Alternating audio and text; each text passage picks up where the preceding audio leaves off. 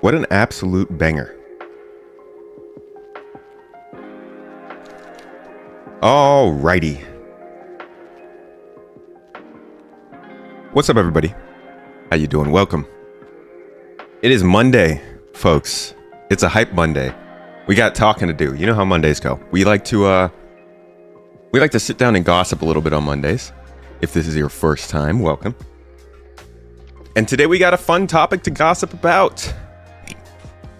Ooh, excuse me. I just got finished getting ready. I'm a little bit late today. Sorry about that, guys. But we're here. We're good to go. We're gonna continue. Jesus, it's a busy morning. Sorry.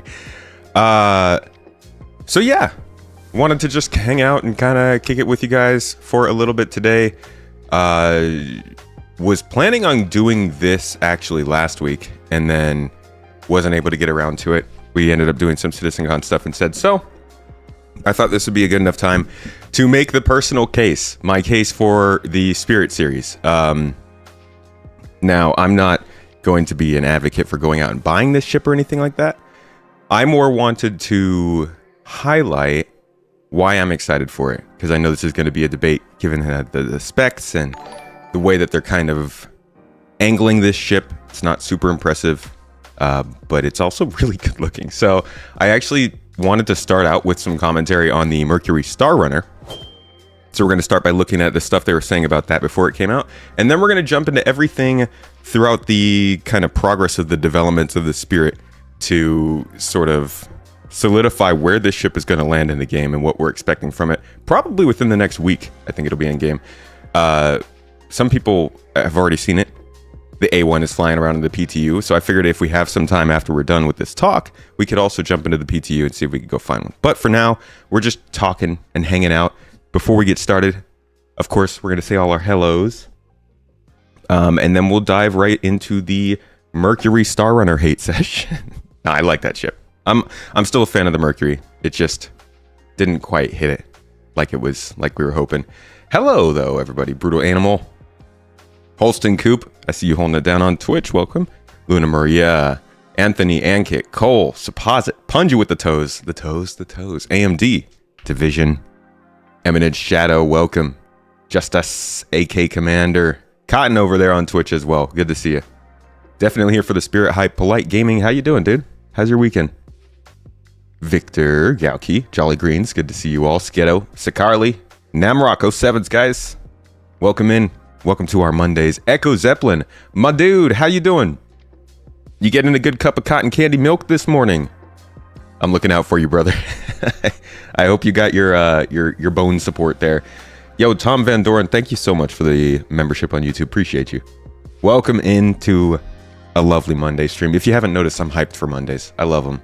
I wanted to play a more hyped song this morning before we got started, and it got me in the mood. Hey, do I see Nightbot? Nightbot's working. It's starting the raffle. It's doing it. Mrs. Tomato, can we hear it for Mrs. T? Got Nightbot finally working again, folks. Every time there's a sub, we'll now get a raffle started on Twitch. Thank you. Hats off to you. Hats and monocles off to you, because we're a bunch of high-class citizens. So hello to you, Nightbot. Thank you for joining us today. Punji, you were just in the middle of a podcast. Oh, with A1 and Zero. What do you think? You like it? We unfortunately had another technical difficulty. I'm having some OBS issues over the last week or so. Some real problems with OBS that unfortunately damaged this podcast as well. But Mrs. Tomato was able to salvage that. So we're going to do some serious looking into that. We won't be doing a podcast with OBS over the next week. Instead, we'll be doing it live at CitizenCon. But just a heads up for anybody jumping into the podcast. There was also a little bit of a hiccup on this one, but I think she got it figured out. You hope to see one as the Crusader version of the Cutlass. That's what it sounds like it's supposed to be. Nahore Division, hello guys. Joe, I see you. Good to see you in chat. Black Intellect, hey Tyrus. Joy GII, brother. After Party, hello. Will the Spirit series be able to pledge again? Probably, yeah. If not during their release, then during IAE. Need more info? Let's see how much info we get today. I think, oh my God, I've fallen so far behind in chat, guys. I got to catch up. You disagree it's Tuesday? Well, Execute, you are a time traveler. I don't know how you do it, dude. They raise you differently in Australia. How's it going, by the way, dude? Good to see you. I do own a Spirit. I have a C1. Think I upgraded a Cutlass Black to it or something. Something close. You do it manually, not the bot? Wait, so is the bot not getting triggered? Stream Elements isn't triggering Nightbot? Okay, maybe we need to jump back into Nightbot settings and see if it's ignoring Stream Elements or something. Spirit Series seems to be like the Cutlass, but worse in every way. Looks cute, though. It is very close in, I think, goal to the Cutlass series. Maybe a little less so with the Freelancer. Mainly interested in the E1, but that one still take ages, and the C1 is the next best thing. Yeah, E1 actually, in this video here, no, here, yeah, they actually explain why the E1 isn't coming out at the same time as the C1 or A1. So we've got something to go off of there. I'm seeing some subs coming in here on Twitch. Zoster, 8 months now. Almost got that Twitch, baby. Well done. Good job. A lot of patience. Thank you so much for the support, though. Seriously. Commander and Sparicado, thank you guys as well, both for the Prime subs. And Big Black Gaming, thanks for the bits, man. Pizza Biddies. Appreciate the support. AK Flint, thanks to you as well for the sub. That was fast, amazing content. Thank you, Tomato. That was a fast 11 months. Man, it's crazy how that works.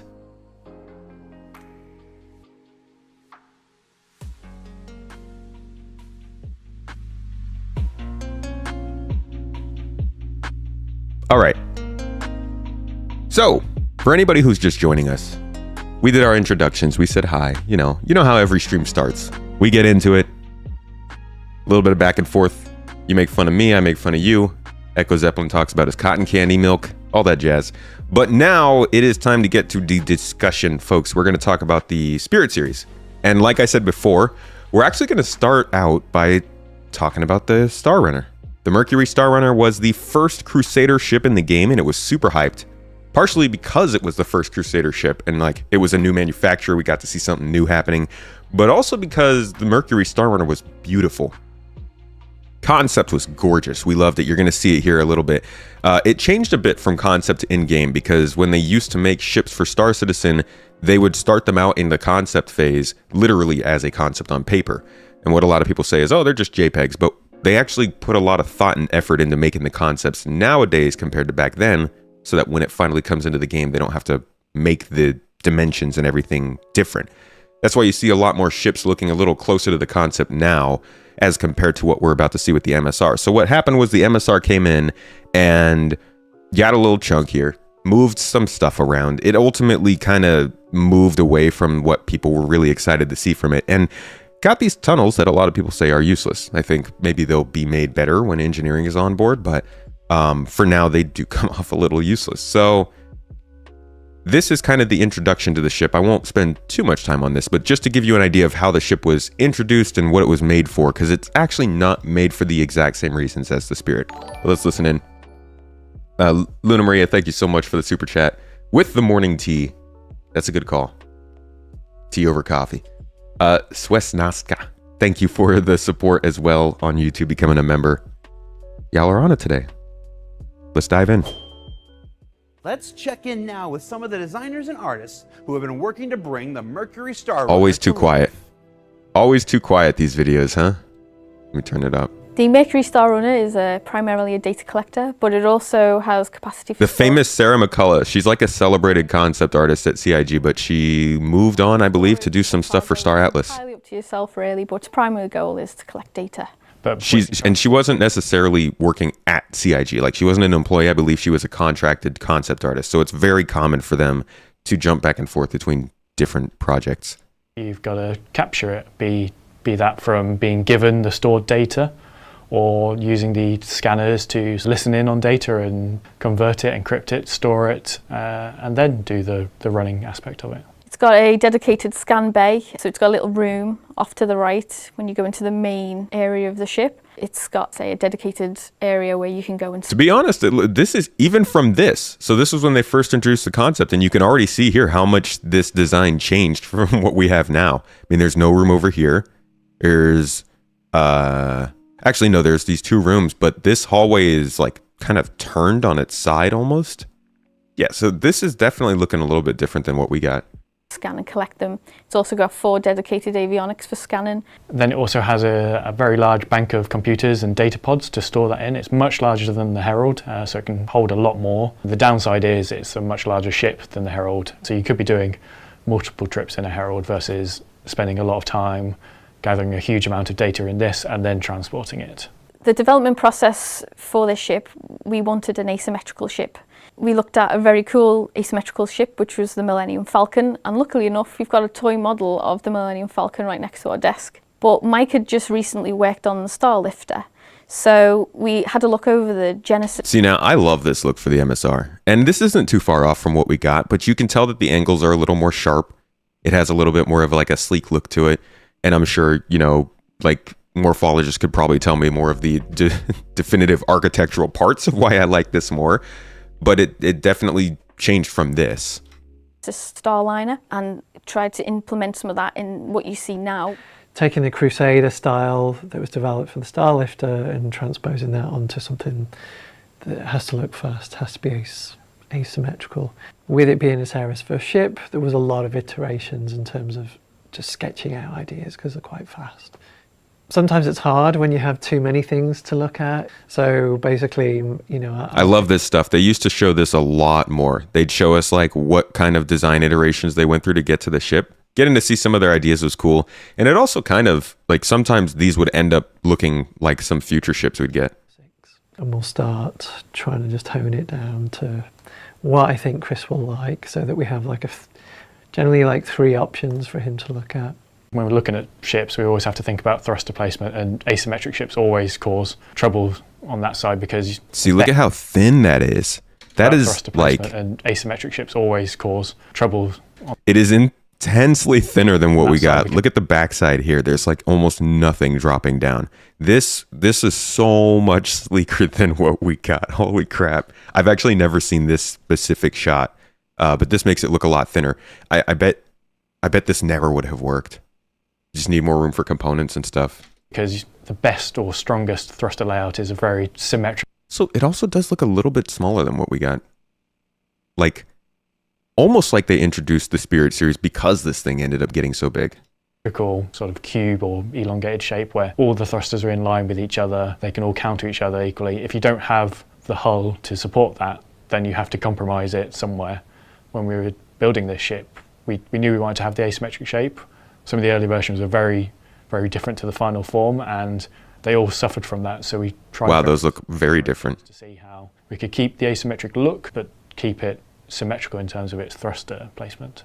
With the Starlifter, it was soft curves. There were, you know, it had a double wing. We still, you know, we kept some negative space between that.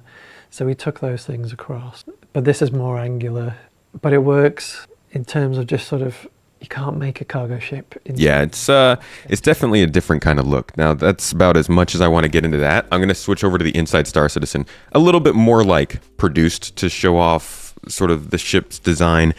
But one thing we haven't talked about is the ship's meaning. I mean, this thing was clearly built as like a data runner and smuggler, as somebody's saying in chat. So it has different use cases. And a lot of people, myself included, saw the MSR as a daily driver, even though once data running is in the game, that's going to take up a lot of that space and power that the ship uses, making it maybe not the best daily driver. So something that is general purpose like the C1 makes a lot more sense to me.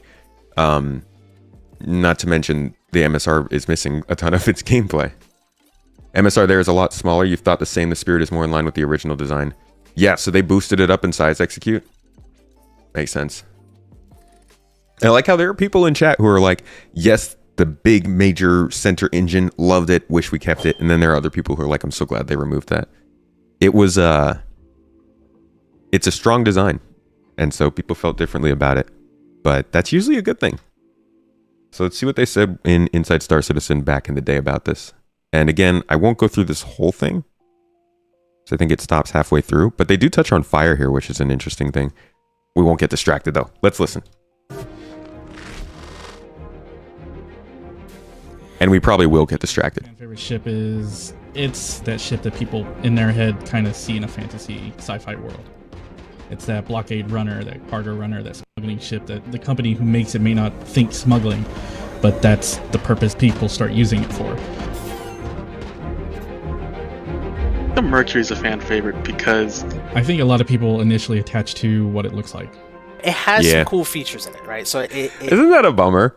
Like the first thing they say is like, yeah, I think people liked this mainly because of what it looked like. And then it changed.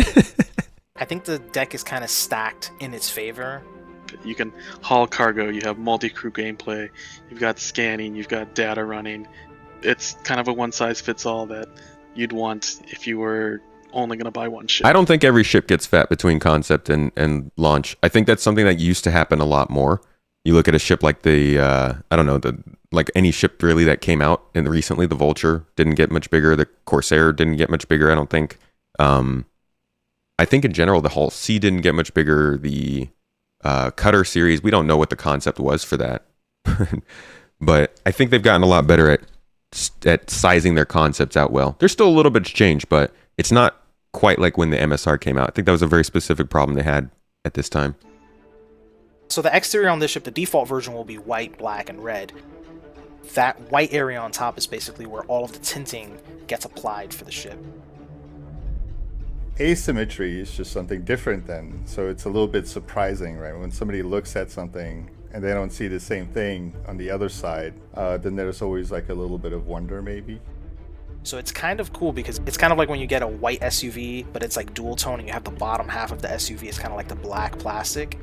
That's sort of the way we're treating all of these Crusader ships. When you first walk into a Mercury, Mrs. Tomato with the T. basically the feeling should be of sort of open possibilities, right? So the cockpit has these cool retracting seats. They travel all the way to the front and they kind of give you this nice little ride. And then we also have all these physicalized buttons where we actually mapped out all of the buttons that we're going to need for the ship and then add. This was back, the ship models, the whole ship pipeline, somebody just said it in chat, has changed a ton over the years. They used to be so much, and you're hearing it right now as they talk about this. Like they're like, yeah, we made all the switches. You're going to hear that. Oh yeah, we've got like switches for the lights and like this and that. And you're going to be hearing these things and be like, yeah, not what ships come with. And you realize just how much like the process of making these ships have changed over time. When back then they were highlighting these things that we kind of expect, and things that they probably highlight right now, we will probably expect in a few years. The ship pipeline is always changing because they're always trying to get more efficient at it. They've definitely improved over the years. I think that there are places that it still could be better, but like what we get here is a really, really clear view into like how they viewed it back then versus what it's like, what it's on right now. The functionality to those buttons as we implement the gameplay associated with them. The visibility is really good. It's got this open canopy that you can see pretty good in all directions.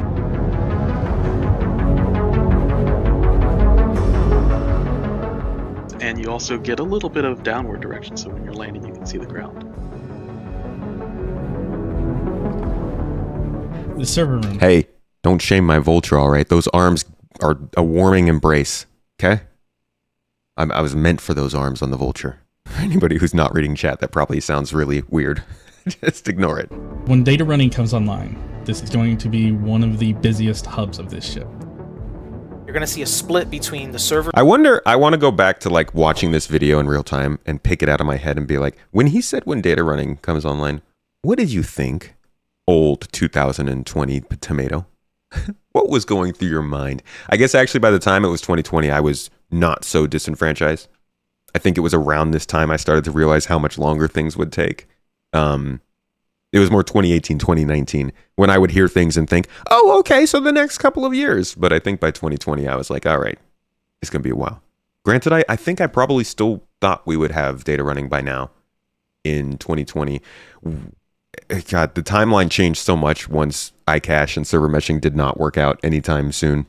But let's not get in. Jesus, I'm going to derail the chat so quickly. Let's get back to the MSR. First section, and also where you get into the turrets. So the server room is kind of a place where you walk into and then kind of decide what direction you're going to go in and what exactly you're going to do. It's going to have a lot of little busy bee activity going around, changing out the server racks, trying to get the data that you're specifically looking for. To me, what you really see in the server room is many opportunities and options for what to do next.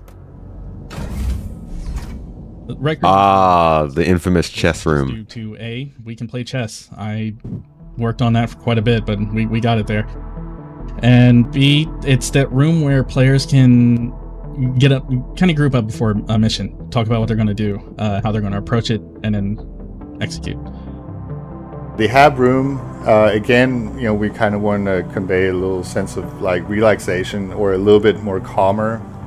You kind of want to be able to relax and, and lay down and just kind of chill out. Habitation, you'll see sort of a long hallway, and then built into that hallway you'll have several different stations. Your toilet, your sort of desk where you can do your midnight reading, as well as some access to the sublevel. The maintenance sublevel is kind of cool. That was a little rough on the music edit there. Just like these ventilation shafts that you can walk around in, and you can kind of see the inner workings of the ship, and you can kind of sneak around a little bit, but you'll let you discover that on your own. Engineering is very compact. You have a bunch. What do you mean, no table? You're going to eat on the chessboard, whether you like it or not. This is where you'll most likely have to run to make repairs when things start to hit the fan. Yo, I love that. Anybody who owns an MSR knows that him saying this room, engineering, where you're going to have to run to make repairs, is falling on the floor. It takes so long to get to this room from the cockpit because the MSR has doors that don't really want you to use them. This room's all the way in the back of the ship, right next to the entrance, actually. So it's going to be interesting trying to defend this, but ultimately, I cannot wait until we can just lock doors open because it is actually annoying to try and get to the engineering room on this ship. Scanning room's going to be really neat room. Players, when they go in there right now, it functions as a support seat. So you need somebody else to run extra radar contacts or whatever, you can see it from that seat. But in the future, the gameplay of that room, it's really going to come alive. Cargo bay is very exciting in this in the Star Runner in that we were able to increase it. So the Star Runner is running a little bit more cargo. It also went through probably some of the largest amount of redesigns of any ship that I've worked on so far. Yep. See, look how much thicker it got. Woohoo! Was to be able to fit the Ursa and the Cyclone inside of it and make all of that kind of geometry work.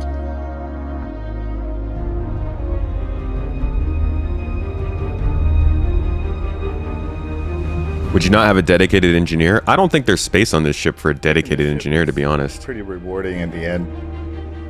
The thing I'm hoping players find a lot of joy with is that element of players kind of getting into that ship and having fun doing what they really want to do as a designer is really... This ship, honestly, must have been...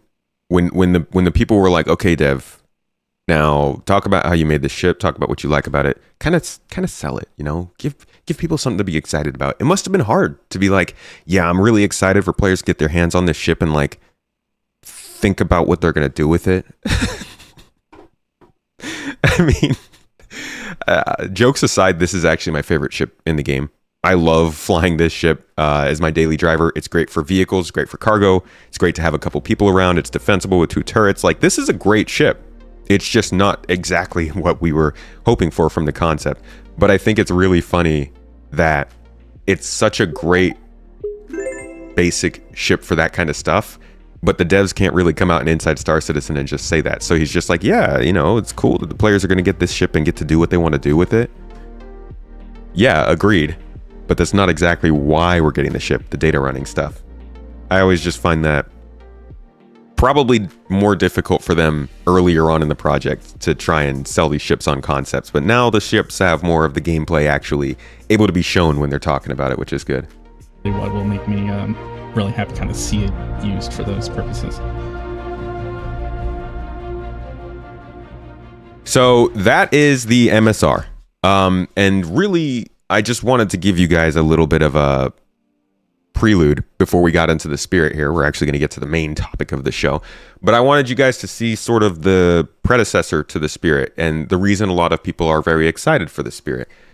Now, we're not going to jump straight into the video stuff, but after watching that, probably be interesting to kind of jump into more of the video content they have for the Spirit. Shows the difference between 2 to 3 years of how they talk about these ships. But before we go there, let's look at the page that originally launched with the Spirit. So there are 3 models of this. There's the A1 military. It's a bomber with size 5 bombs. I think either 8 or 10 of them.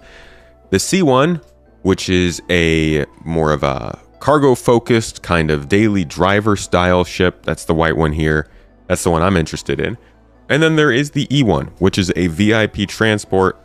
I guess they put the main one in the front every time. This is like a VIP transport that's meant to probably shuttle around, I think 2 or 3 people at a time. 3 minimum, 3 maximum. Yeah, so you can see that you get a little private cabin here with a door if you need it, a nice view, some entertainment, TV, table, all that jazz. This is like the smaller version of the Connie Phoenix. Of course, no matter what ship it is, if it's being sold for Star Citizen, they've got to put it on here shooting something. Like, you got your luxury personnel transport, go and get in a dogfight. So the A1 is the first one that's going to release. This one is probably coming out. I mean, this, honestly, people, you could be seeing this. You could be seeing players in this ship by the time this ends up being made into a YouTube video. I'm almost certain by the time CitizenCon is over, we will have this ship in player hands, if not the week after. It is a small to medium sized bomber. I think it's about 24 meters wide or so. Man, they don't put any of the specs here. Oh, you have to download the specs. Let's just look it up on the wiki. Why do I have to go to the wiki? CIG? I feel like I shouldn't have to do that. Okay, I was having it. 46 meters long, 43 meters wide. So this thing's like a little square, which you can tell. It's got super wide wings. It's a pretty large silhouette if you've got somebody gunning for you. And yeah, it looks like 10 bombs. 1, 2, 3, 4, 5 on each side. And this really takes up the whole back half of the ship. So looking here, we won't click into too many of these. You can see the ship is basically a long hallway. And this is kind of, I think, the biggest downside to this ship. And many will probably agree. This thing is competing with the Cutlass. It's got similar SCU. It is kind of similar in size, similar crew size. And the C1 is sort of general purpose in the same one the Cutlass Black is. But it's missing a turret, I believe, if I'm not mistaken. And it's like really not the best in terms of size efficiency. Yeah, like take the Freelancer, which is another hallway style ship, and just add some bigger wings on the sides and you got a Spirit. So one of the big things I'm interested in learning, hopefully at CitizenCon or, you know, whenever they finally are revealing this thing for gameplay, is they talk about what is going for this ship. You know, it's got a big size. It's similar to another smaller ship that's a little bit easier to get around with. Is it just the looks? Is it just the beautiful understanding and knowledge that I am better than my Cutlass driving peers because I'm in a Crusader, a hot Crusader ship? or is there, like, I'm pretty sure the shields are also lower, right? We're going to look into that. You have less guns. The ship is pretty slow. Is it form over function is what you kind of start asking. Ooh, that's hot tea. Think we might be getting the Cutter Scout sooner too. It's in game as an NPC. Oh, really? Wow. So maybe that's coming in CitizenCon or something like that? When they corrected the dimensions, you lost interest. Yeah, that was a really sad move when they kind of put this ship out and did not have the right info on there. All Crusader ships are long hallways. Well, the MSR is at least using some of that space. But you are not wrong. They do that quite a bit, don't they?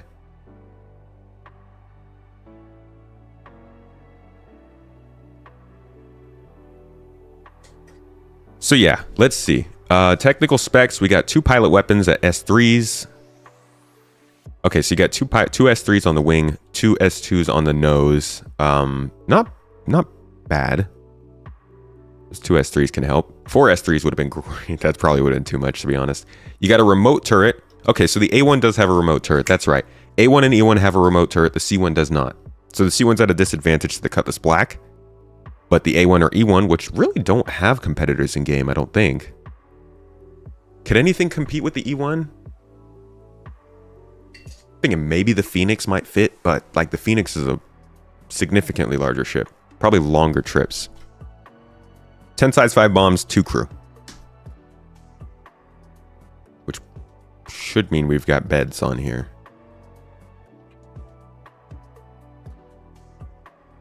You know, I'm not actually seeing beds. Is there a habitation area? 4 S4 missiles. Cutlass gets both the tractor beam and the turret. That is true. So again, you know, what are you trading in? Just the Crusader privilege, or are you getting something else when you pick a C1 Spirit over a Cutlass Black? In fact, let's do a direct comparison here. Let me grab the Cutlass Black to give you the ultimate understanding of where this ship fits into your lineup. Where will you put the Spirit in your hangar? So, we got the C1 Spirit, medium freight, Cutlass Black, medium freight. Size, medium, size, medium. Okay. Crew capacity, 1 to 2 on the Spirit, 3 on the Cutty. 48 SCU of cargo on the Spirit, 46 on the Cutlass. All right. Same exact price. So they're selling for the same price. They want them to be seen as competitors at least. Size-wise, while the Cutlass Black is 37 meters long, this one is 46. Now I'm rounding down. I know they're 0.5. You're supposed to round up, but get with me. 46 versus 37 meters. So you're already got a longer Spirit, but then you go to the width, and this Spirit, the Cutlass comes in at 26 meters wide, while the Spirit is 43 meters wide, almost 20 meters wider. So like definitely a bigger profile. Good point, Shifty. They are the same price while the Spirit's in concept. Spirit will probably go up.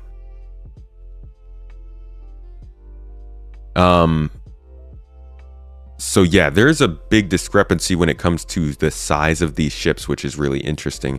Now we don't know like the fuel specs and the speed and stuff for this ship. Maybe this thing's got a large fuel capacity. I don't know. I think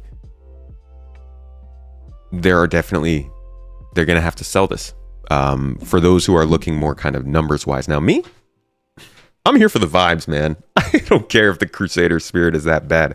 As long as it is keeping me pretty safe and I can upgrade it as needed, I'm good. I'm looking for a ship that like makes me feel like I'm in my favorite space sci-fi fiction. Mix it in with a little bit of Star Citizen, give me a story, let me do my thing. I'm not that picky about which ship I'm flying. I want them to look cool and I want to feel cool in them. So I don't need to be like sold on this ship, but I do think for the ship to be a success, they probably need to, you know, give people a reason to be excited about it. As for things like the components, we don't really have too much info here.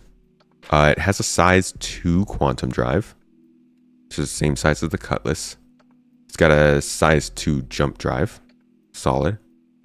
Always love to see a jump drive by default. The Cutlass doesn't say it has one. Is it actually missing a jump drive, or is that just not on here?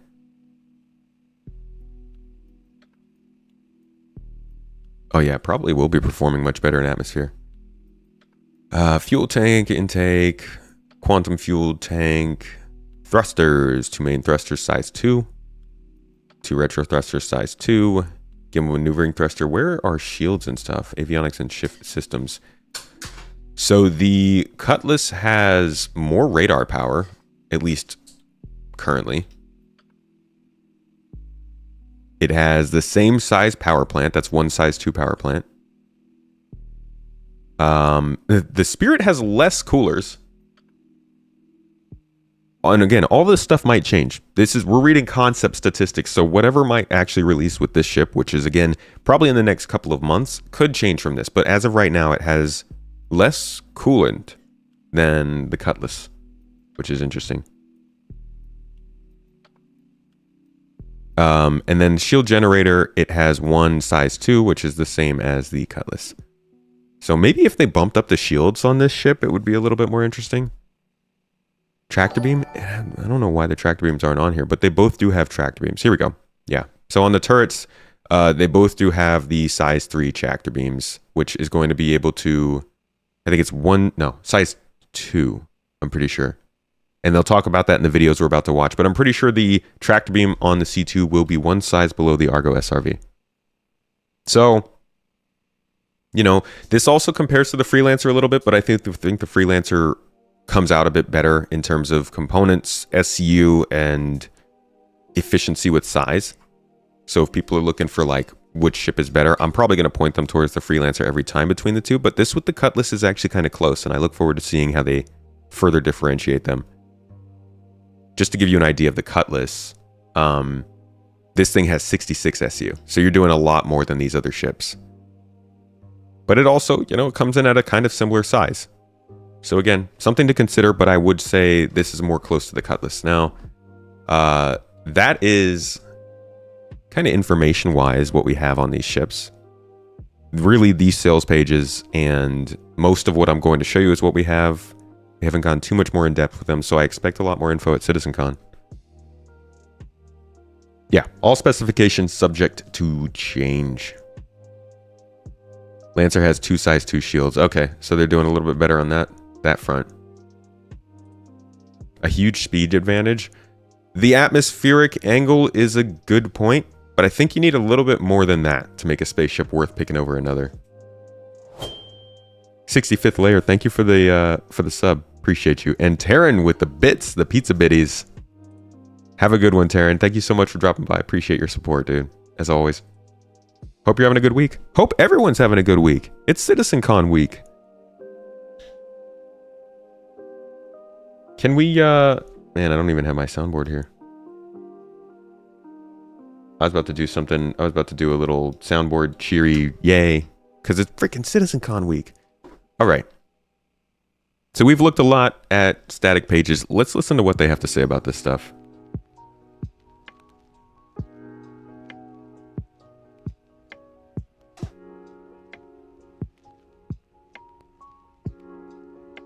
Meetup at SitCon. Looking for a group. We are doing a couple different meetups.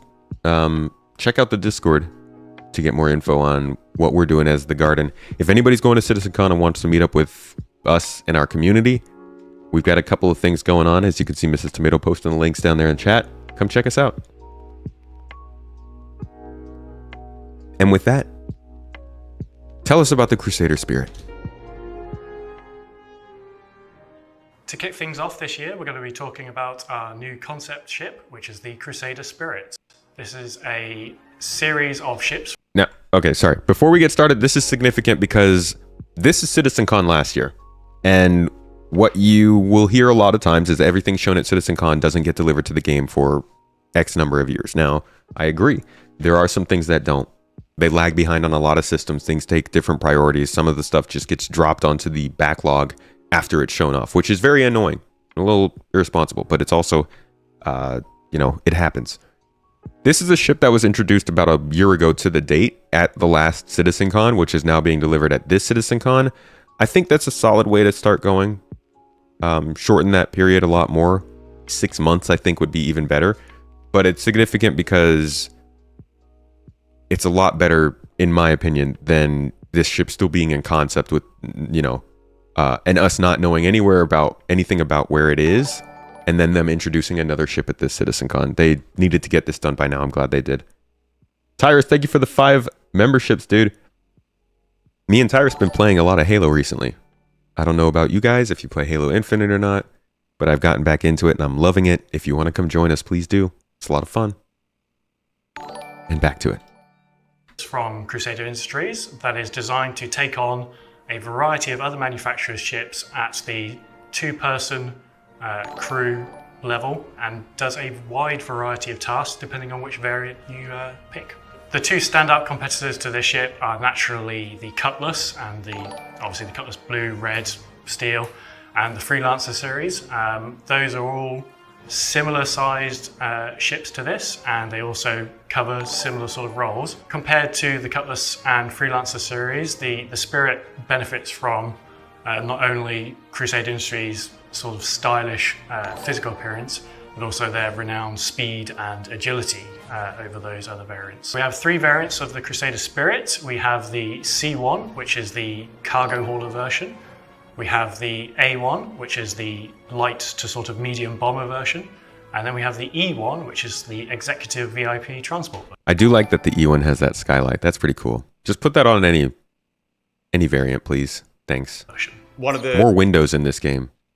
Really nice features of the Spirit series as a whole is the front half of the ship is kind of like this shared area, and it's the rear section that swaps. Hey, dude. Good to see you, man. How are you? Thank you so much for the call out. The folks liking the YouTube stream does help us a lot in reaching more people. And to Incredible Hulk, thank you for the membership. Welcome to the club. Check out those exclusive videos on the main page while you're at it. Out. So the C1 is the cargo hauler version. This comes with 48 SEU of cargo capacity in the central area, accessible like the other versions via the rear ramp. It's wide enough to allow a variety of ground-based vehicles on board, such as the Cyclone. You won't be fitting larger things in it like the tank. However, with the size of the cargo bay on the C1, you can put a vehicle and still have some cargo capacity left over. The A1 is the bomber version of the Spirit, which sort of splits the difference between the Hercules A2's bomber version, which has both size 10 and size 3 bomb options.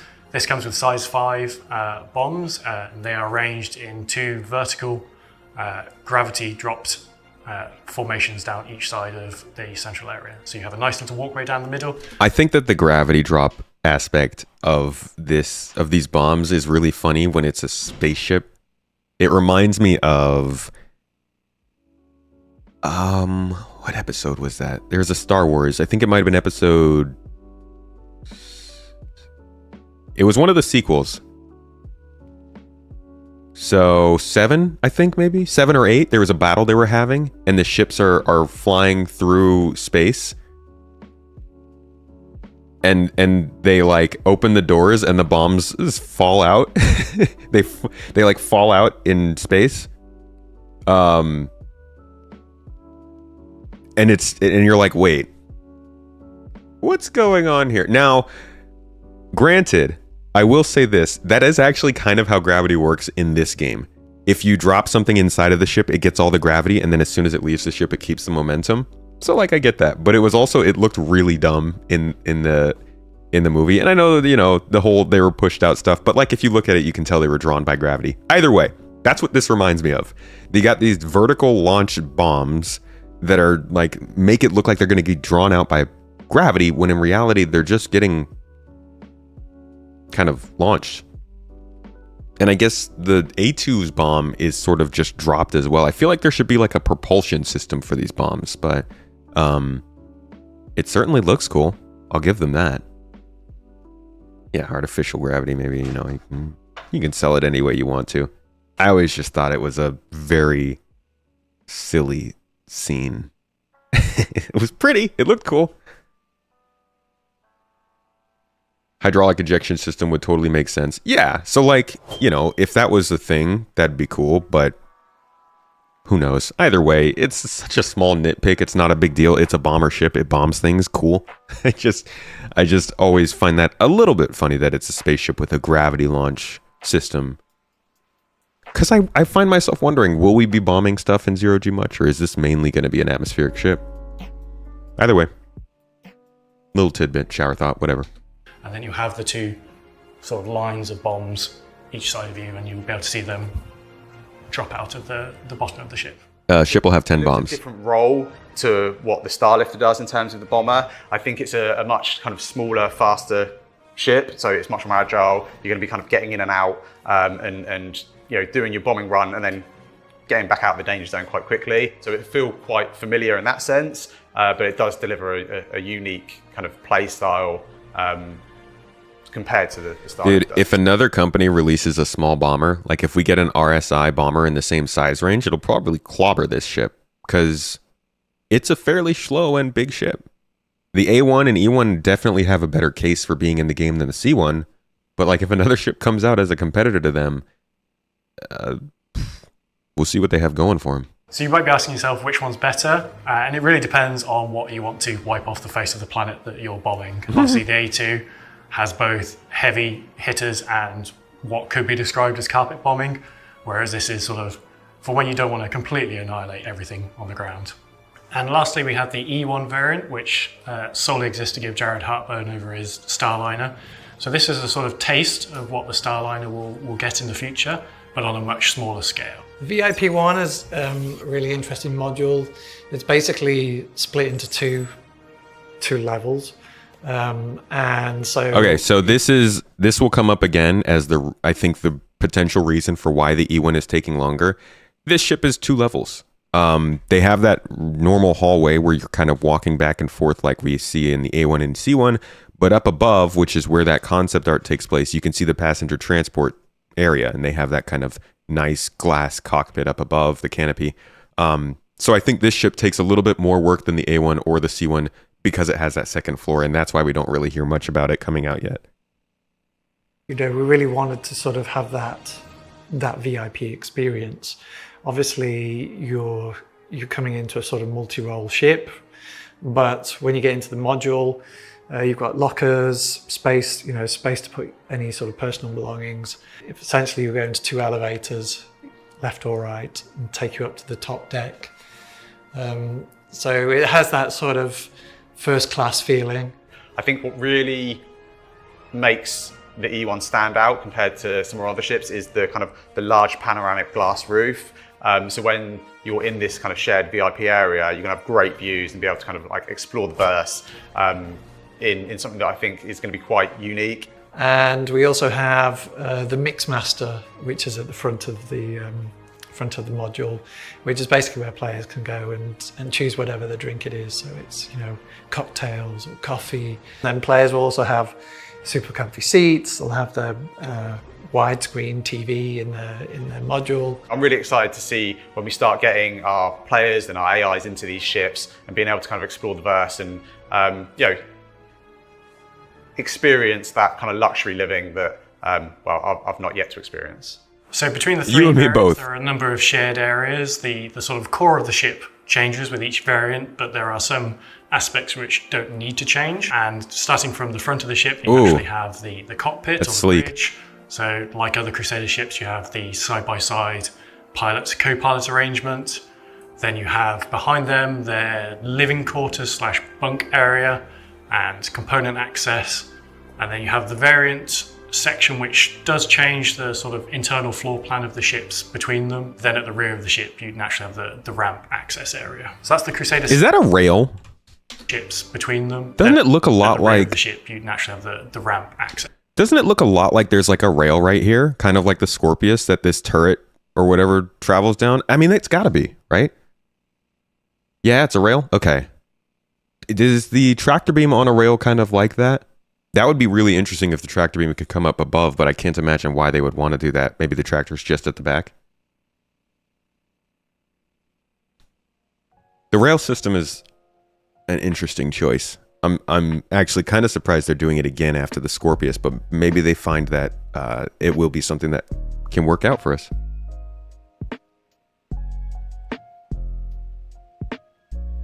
Tractor beam is on a rail as well. Oh, that's pretty cool. Okay, that's be interested in seeing how you can utilize that then from the top angle. Does as well, it can collect cargo from all we've seen. I guess that requires you to need to move the ship around less, which is fun. I like that. Okay, cool. Area. So that's the Crusader Spirit. We hope you look forward to seeing this and seeing what it can do in the game in the future. That's a beautiful ship, man. This red one, I saw that they made this red trim with like gold detail. And I'm not gonna lie, I am a person that generally doesn't buy anything or say to buy anything, but I very much, that might be the first paint I buy in this game.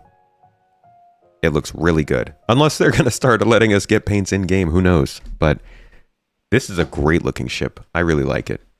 Now, the C1 and A1 are coming soon, like I said, but the E1 is going to take a little while longer. Partially... Let's see if I can find something for you guys here. So, here is what we have right now as far as the E1 goes. This is from CitizenCon. Is this last year? I don't know. Is this last year or the year before? I have it as 2022, but I feel like this might have been the year before. Either way, this is CitizenCon recently. Kind of the first working models they have of passenger transport. Really getting an AI to spawn at a station, follow you outside to your ship, transition between the space station and your ship, and then to sit down in a seat and wait until they're delivered to another area.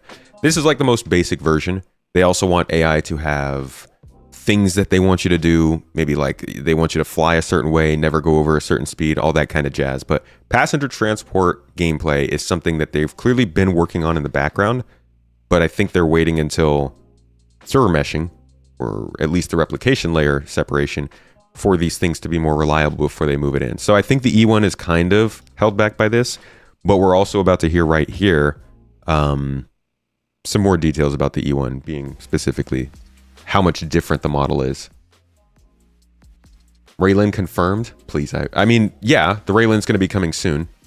They have plans, let's see. In the summer, they mentioned that they wanted, over the next year, the Apollo, the SRV, the X1, the Santok Yai, and the Raylan to be worked on. All of those have been worked on now, except for the X1, or the Raylan. So I think after the Santok Yai is done, they might move on to that. Buy a Premiere for Christmas, dude. No problem, man. Instead, we do a... How about we just do a what would we want for Christmas list? And then make that come true. That could be my Christmas gift, please. Economy, please. Okay, so here is the other commentary he leaves us about the E1. And then we've got the other people that were working on the cutter. They've moved on to working onto the Spirit. So, you know, the Spirit is in early white box. Again, this is last December. So they introduced that ship to us in concept, which I'm betting, as is tradition, a lot of the reactions were, oh, we're not going to see the ship for years. And they got into it pretty quickly. December of last year, they were in white, or no, November of last year, they were in white box. We're tackling the interior. It's all coming along pretty well. Mm-hmm. We're focusing mainly on the bomber variant right now. But we are making sure we white box the VIP variant, because the VIP one is the one that's going to cause the most headaches. Mm-hmm. It's got multiple floors in a small space. It's got an escape pod. Well, escape. I don't know if we've actually announced that yet. Oh, now we have. Okay. So there's your two things. And they kind of said this offhand at the time, but I think they were very much serious about this. The E1 is going to cause a lot of headaches, and so it's going to take a while. And they also let slip, obviously, the escape raft. So yeah, we have to work out the middle section, being the escape raft. Yeah, the secret bit. Yeah, the secret. So yeah, there's a few technical and visual hurdles we need to tackle with that. So we're working through that at the moment. We're working on the links, thank you. All right, so they just go into other videos there, but clearly the C1 and A1 were focuses because the E1 was a little bit more difficult to use or make, and also the A1 and C1 have more obvious gameplay. Now there's not like a mission that tells you to go bomb things, but you at least can bomb things. You can't really put NPCs in your transport ship. That being said, there are transport beacons, and I feel like this offered CIG a really good chance to improve the beacon system. I mean, I know that they're doing that. I think the mission system, the mission team is working on beacons, but in terms of wanting to like call people for transport or call people to pick up a box for you or something, oh God, it's just so miserable right now. And the E1 could have been more useful if beacons were a little bit better. Ooh, I'm excited for the SRV. There's escape pods on lots of ships. This one is a little bit different. This isn't just an escape pod. It's an entire section of the ship disconnecting. I'm imagining it has some connections to modularity. Bomb missions were data mined. Okay. AI requirements for the E1 is the holdup. That is possible.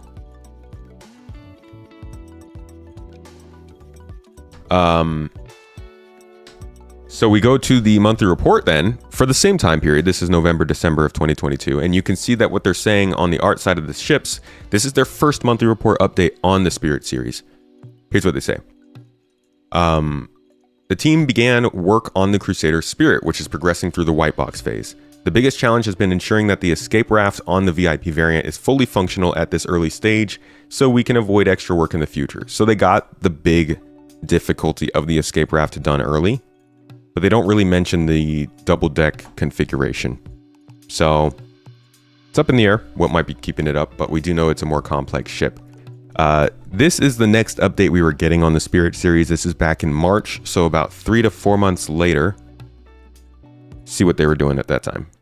There's also the Crusader Spirit, which just entered gray box phase recently. You can see here early work on the exterior, making certain every part of it matches the metrics laid out in the white box phase before it. So already you can tell, compared to the MSR, this ship has kept way more true to the concept. Something that, again, they've just gotten better at since back in the day. Then popping in through the rear of the ship, which, like the Lynx, is also in the back. What I don't know is how much can fit into this rear entrance. I think some people were saying the rock can't fit into this ship, which would be a bummer. Hey, Leaf. What's the difference between white and gray box phase? White box is really just to get something down, general dimensions, and an overall sort of shape of the ship. Gray box is when you start to get more into the details, the specific chamfers, the actual dimensions of door frames and textures and stuff like that.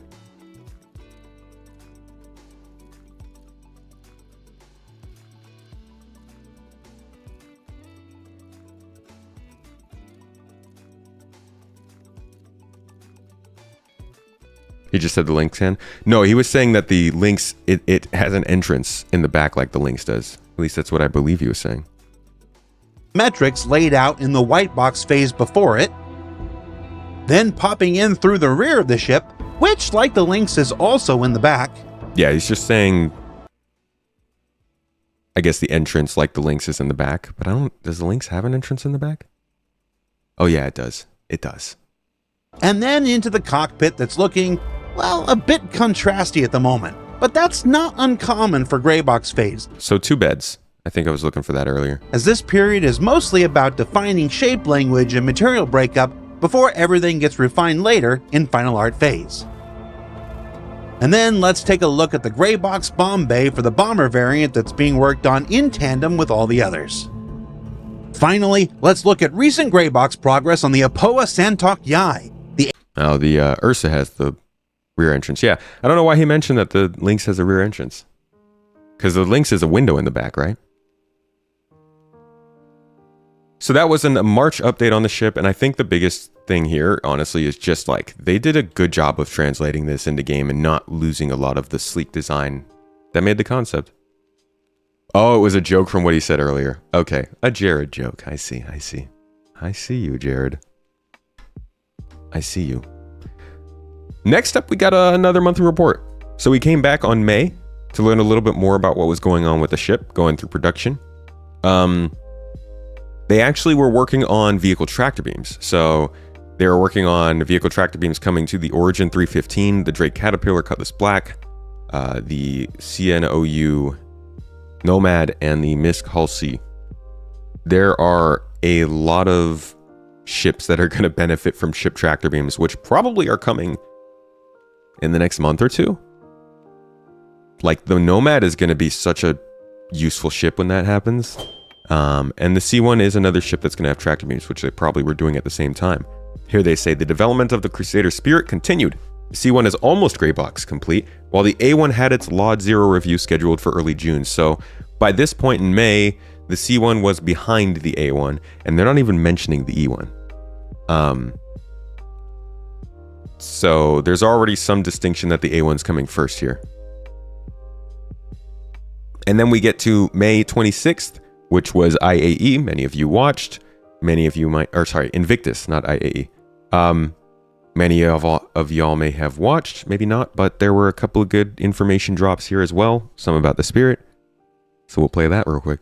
The C1 Spirit is marked to have an S3 tractor beam. Will the C1 be able to track smaller vehicles? And what's the difference between an S3 and an S5? This goes to your... Yeah, that's what I was talking about before. It's not supposed to track the vehicles. It's prefer 32 SU cargo containers, the size 2. So it's getting changed to a size 2, but it's just part of the refactor of the tractor beam sizes. It's still just as powerful as it was. It's just the name's changed. It doesn't do any less or more than we said it was going to do originally. It's just that the numbering's changed because we're now doing component grading instead of weapon grading. Does that mean it can... I don't know if I want to ask this question. Go on, ask the question. So When? if you've Is it got a when question? that's like super small, can that be picked up by a size 2? 32 SU containers. What was set as the maximum you'd have to ask for UPU. Full of what though? Gold. Yeah. We go over this every time we watch this clip. I agree with that. I'm like, yeah, full of what? That's UPU. Water. It's their feature. Come on, Mark, give us the answers. So All right, I'll just go ask. Is the PTV smaller or larger than 32? Well, physically it's smaller. physically. Yeah, it's much And it smaller. would weigh less? Definitely. Okay, so I feel like I'm getting someone into trouble here. some like they're getting very close to answering that question, and I feel like they probably don't want Do the to. redacted thing. Quick call Thorsten. Yeah. Yeah, ring Thorsten. Can we get Thorsten on the line? Nobody's gonna say it. That's confirmation that the new tractor beams will be able to lift a gray cat. Nobody said it specifically, but like I keep talking about that. Are these tractor beams going to be mass related or volume related? Like, can you pick up something that's a different weight if it's heavier than a 32 SU box of something else? Or maybe, like they were asking, can you pick up an STV since it technically weighs less than a 32 SU box or something? Like, I think there's a lot of questions that we'll have, and there's a lot that they'll need to explain with that. Maybe at CitizenCon, maybe at the first Inside Star Citizen before 3.21.1 drops. I don't know, but there's a lot of questions around tractor beams, and the Spirit has one. So it'll be interesting to find out what that means for us, because they are going to be taking into account the mass of cargo when you're hauling it. So if you have cargo in your ship that's throwing off the weight of your ship, you should feel it. Why wouldn't that translate to tractor beams as well? Now, there was a mention there of tractor beam size changes. So if we go to the Crusader Spirit page on the C1, the tractor beam says it is a size 3, I believe. Yeah. So what he was saying there was they used to use component grading for this stuff, or they used to use weapon grading for this stuff, which goes through from size 1 to 10 or something. Now they're using component grading, which goes from size 0 to 3. So I think this will now be a size 2 is what he was saying, but it'll have the same level of strength. Let me go back and confirm that. The Powerful as it was. prefer 32 SU. It's mass-based right now. It's supposed to. It's not. As I think it should be. It's prefer 32 SU cargo containers, the size 2. So it's getting changed to a size 2, but it's just part of the refactor of the tractor beam sizes. It's still just as powerful as it was. It's just the name's changed. It doesn't do any less or more than we said it was going to do originally. It's just that the numbering's changed because we're now doing component grading instead of weapon grading. Yeah, so it has changed to a size 2 with the same power level. There's 4 beam sizes. There's size 0, which is our tractor beam attachment on the multi-tool. Size 1, which is the regular tool that we still don't have. I think that's probably coming in with vehicle tractor beams, but this would be like your handheld tool that you're using to lift slightly larger boxes, more heavy things. This is what like a dedicated cargo hauler would carry instead of the multi-tool. Looks like this. You guys probably have seen it. So this would be your size 1 laser. And then a step up from this would be like your ship tractor beams, like what's in the Spirit, which would be a size 2. And that is the ship level tractor beam. Size 3 then would be the SRV's tractor beam, which is one of a kind as of right now. But that can carry ships, which size 2 can only carry SCU boxes.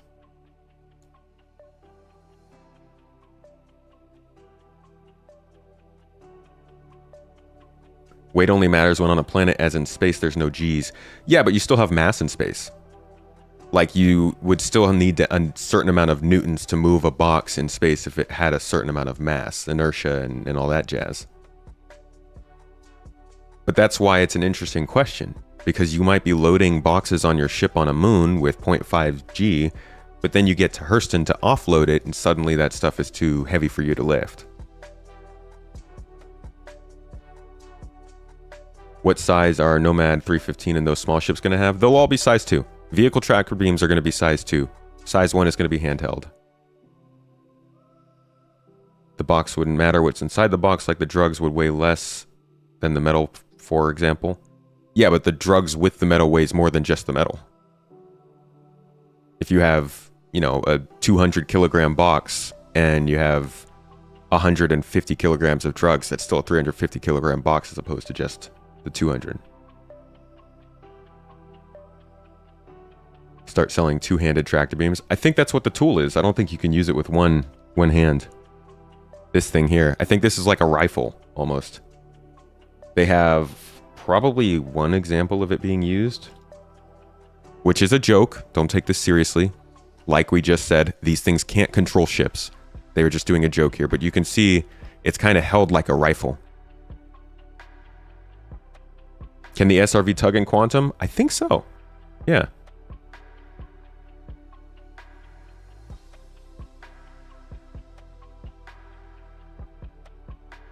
You demand a response to your earlier question. Well, that's not a good way to get a response.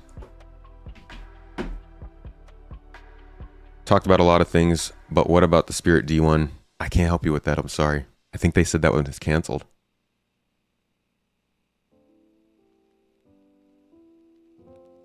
So recently we got another art update in July. There's actually a lot of stuff here. Look at how many different ship updates they had in this monthly report. You guys probably remember this one. And they talked a bit about the spirits in here again. They mentioned that the Crusader A1 Spirit progressed through final art with a handful of LODs remaining for its interior and exterior damage. Work also continued on the C1 cargo variant, with the main difference being minor exterior changes and the cargo room, the latter of which is currently progressing through Greybox, with most of the core forms refined. So A1 was in final art by July, C1 was still in Greybox, clearly behind again.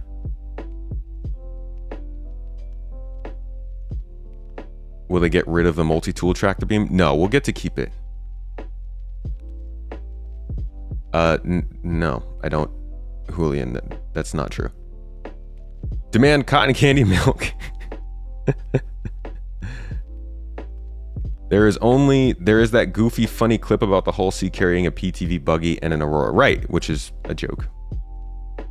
1 SU equals 1 SU, not dependent on mass. I feel like this is a way to avoid the can of worms adding mass as a factor.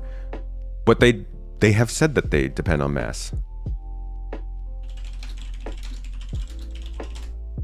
Can go to that real quick. Let's see.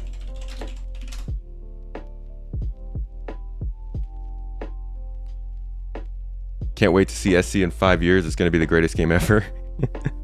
It will be pretty cool in 5 years, I think. So I think they might have talked about it here. Let's see. Coin flip, usable items, items in containers.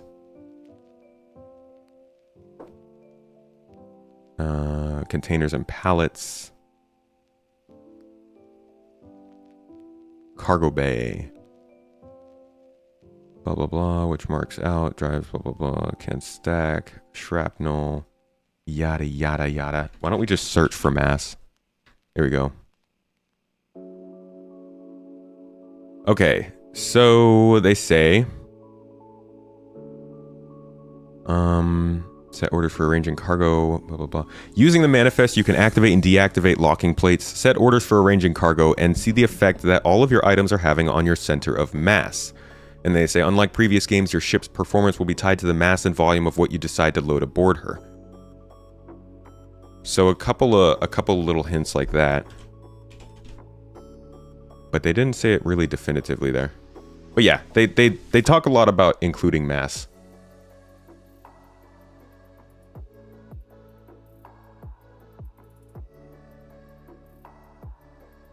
Wanted to dual wield multi-tools?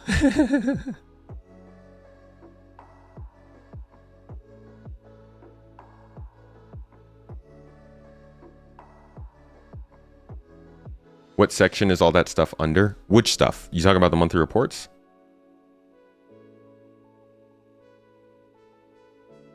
If you're talking about this stuff, just search for... Wow, where did it go?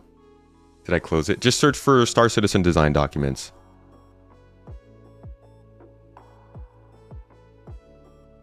Think we might get something like that in the future? Oh, to make our own drugs.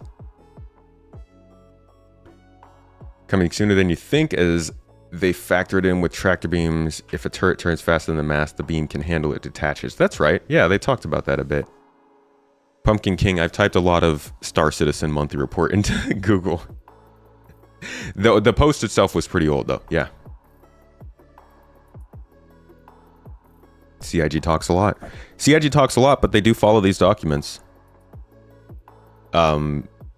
Like, almost every piece of gameplay that we get seems to follow those documents fairly closely. They're missing a lot of the details that might come later, might never come, but at least the stuff we get seems like it's following along. Do I think the C1 has enough space to actually carry the 32 SCU box? I don't, no. I think it'd be too small. I don't even think you could fit that in the MSR, which would be a bigger option.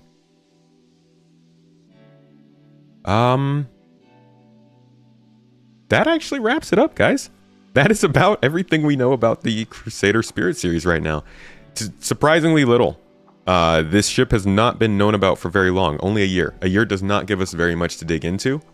I think we were able to get a lot out of this, but ultimately, until we get the A1 in our hands, we're not really going to know. Now, that being said, I'm going to jump into game now, into the PTU, and we're going to see if we can go find an A1. Maybe find a CIG dev who's flying one and get some eyes on to see how it looks in game, because rumor is they are flying around. Maybe we can make that work.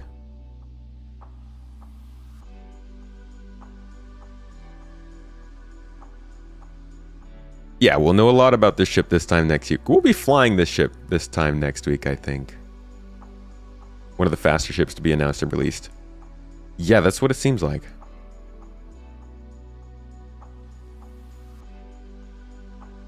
Oh yeah, I've seen the A1 in pictures and YouTube videos so far, so people have gotten eyes on. Now it's our turn. So cheers, guys. I hope you are interested in the C1. Not necessarily to buy it. I'm, again, not telling you guys to buy this ship. I will generally tell you not to buy it, wait for it to come in game. But as far as filling out this game goes and making sure everybody has a proper choice, a general purpose ship in the 30 to 50 meter size range is a really, really good thing for this game. Of all of the places I think they should be adding ships, this is the key one, because everybody's got a friend or two that they might want to play with, and this is the perfect size ship for that. So I'm glad that not only are they introducing another ship in that size range, but they're doing it with something they only announced a year ago. I'd be less interested if we didn't also have like 5 ships from the backlog also being made. You know, you can always say, hey, make older ships. But like the Hull C just came in, the Vulture just came in, Santoki is coming in, RSI Lynx is done, the G12 and X1 are being worked on. There's a lot of backlog ships being done. So overall, I'm happy with what they're doing ship-wise right now. I think there are a couple mistakes they're making here and there. The F8 being, you know, one thing that is rubbing the community a little bit wrong, but the balance of introducing new ships or concepts versus releasing new ships or stuff like that has been, I think, pretty good this year. They haven't released a ton, but they're working on things that matter, in my opinion, and I like that. That being said, it's about the features, right? So we'll see what comes at CitizenCon. This has been a ship deep dive. Obviously, we do plenty of feature deep dives, and I'm hoping that we'll have plenty of features to talk about over the next couple of weeks, and maybe this ship will benefit from them. Thank you for coming, though. Hope you enjoyed this show, guys. Catch you for the next one.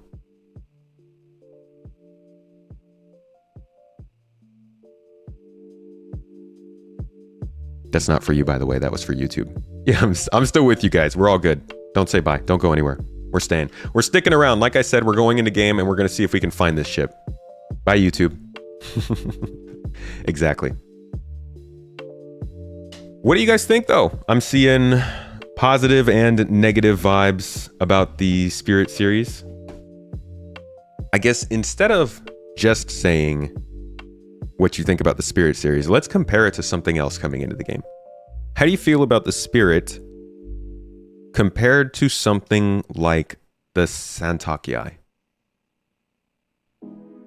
Taking everything into account, what they're meant for, how long they've taken to come in, what they represent for the game. Like, do you think that, which ship do you think is more deserving to be put in the game right now?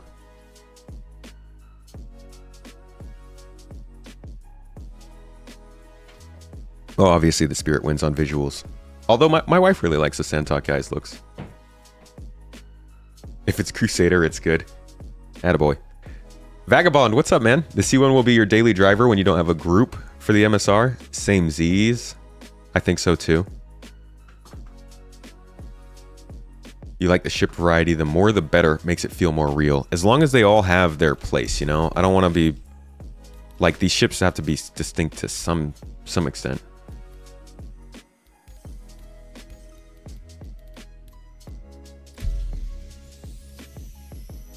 E1 and A1 are nice. You love the design. Not a big fan of the C1 though, huh? The C1 after the release of the F8. Good or bad? Oh yeah, Ben, I'm not asking you guys to compare their roles. Like I said, I'm asking for a comparison of all the things. Pricing, roles, what they mean for the game, what they're supposed to be. Because there's a lot of conversation about, oh, the C1 was introduced a year ago, it's already in the game. What about older ships? So I'd be interested in hearing, you know, well, the Santakiai has been supposed to be in the game for a while, but maybe it brings less because it's just a fighter.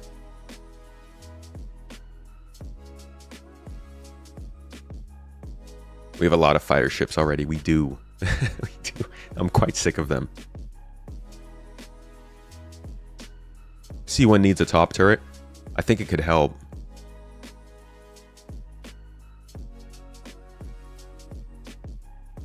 Santakiai is a missed opportunity after the hype of the F8C. You think they should be releasing the Santakiai first? I think that one's still pretty soon to come. I'm guessing within a month. What's the money on the Santakiai? I actually don't know.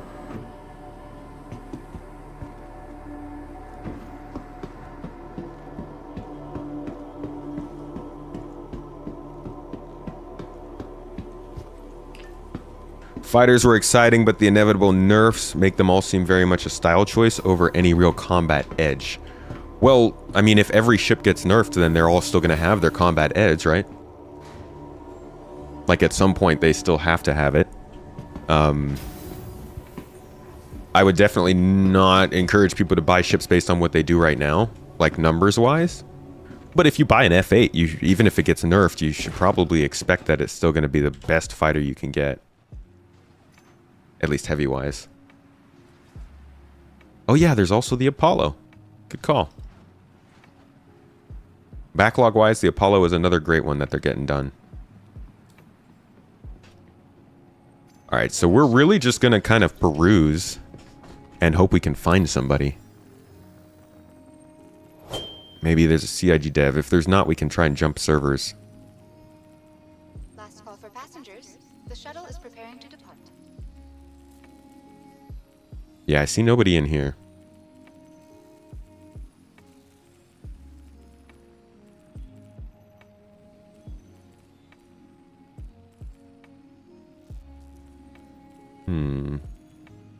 I don't think that the Santakiai and the F8 are competing for the same person. At least not in the future. I mean, right now, every fighter kind of fights every fighter.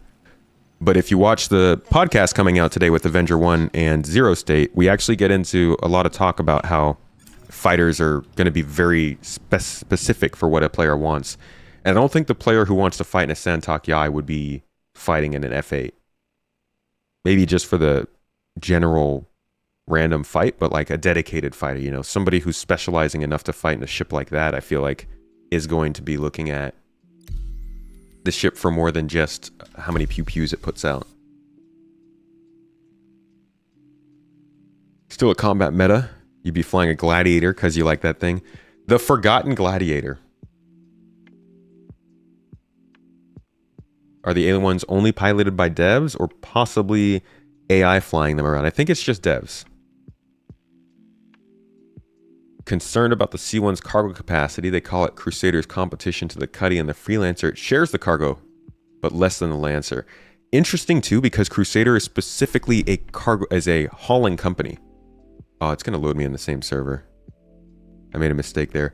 You would think that because Crusader is a hauling company specifically, they would be able to outdo at least Drake when it comes to loading stuff in, getting higher capacity on their ship.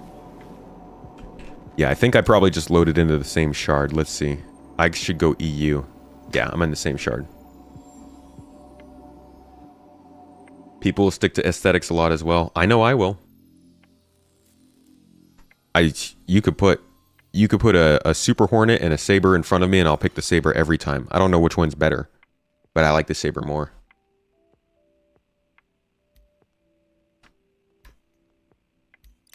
Let's go EU. You have that podcast open in another tab now, but this is live. Oh, is the podcast up? Nice job. Mrs. T is on it, as always. Check that out, guys. That was a good talk. I had to sit down with Zero State and Avenger 1. We discussed ship combat in the game. We talked about master modes, how that's going, if that's making the game better or worse. And we discussed the F8 controversy. Should it be nerfed? Is it overpowered? What is it meant to be in the game? I thought it was pretty good. I'm not a combat person, so I needed them to kind of bicker back and forth about it, and I think they had some really good points. You need the generalists and ship classes as a base for any player in a sandbox game to start with. Right, like the newcomer player who doesn't want to specialize yet.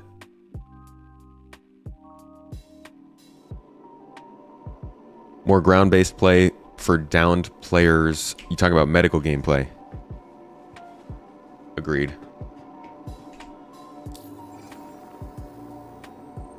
All right, who's on this server?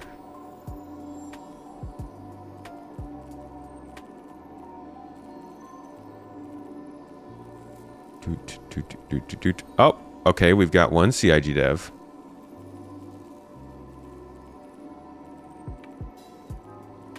Don't really know if it's specific devs that are supposed to be flying them around or not, but why don't we... Let's see. Is anybody searching for them in chat? I'm actually done that before. Forgot my guns. What about dogfight? Not very good at dogfighting. So we got King in chat, and he is chatting, but I don't see any mention of an A1 or anything like that. Now, I could go into chat and ask him specifically. I'm not sure how else I'll be able to track him down otherwise.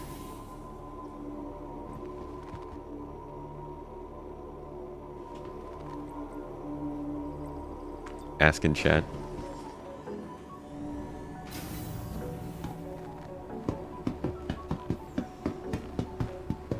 I'm wary to put my name in chat, to be honest. But, okay, let's see.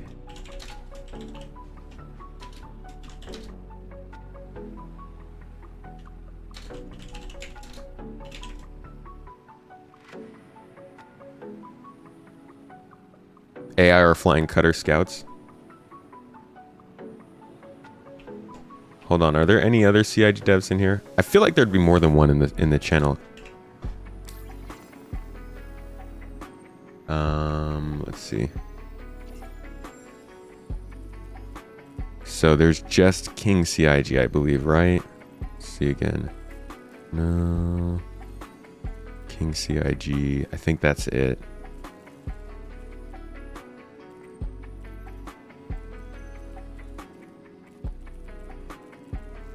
Yeah, nothing else. All right. Well, let's see what happens. What'd you miss? Oh, we're trying to track down an A1 in game. Apparently they're flying around in the PTU.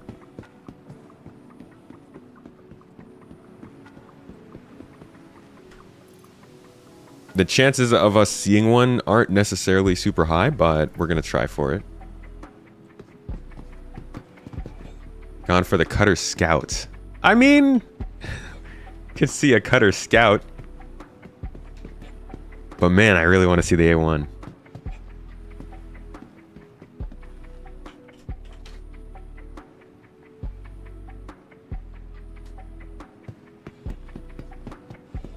What do you guys think?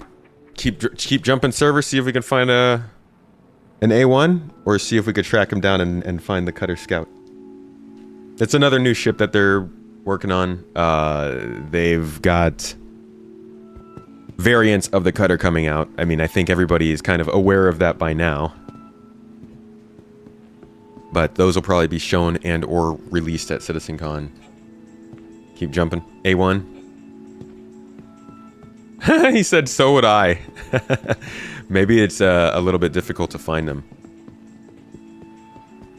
Let's see how he answers that, though, that he can't spawn one in. Might be very specific people who can access one right now.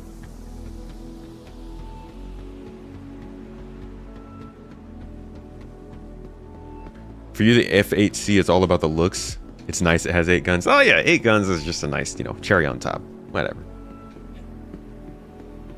Easier to find the Cutter. Yeah, I bet.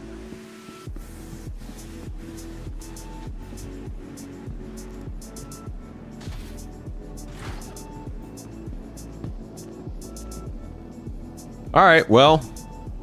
At least we know that the EU shard that we get into, we can come find a Cutter if we don't find an A1 in the next 30 minutes, let's say. Let's see what else we can do. In the meantime, cheers. Cheers and some tea. Hey, Panic Switched, are you in chat?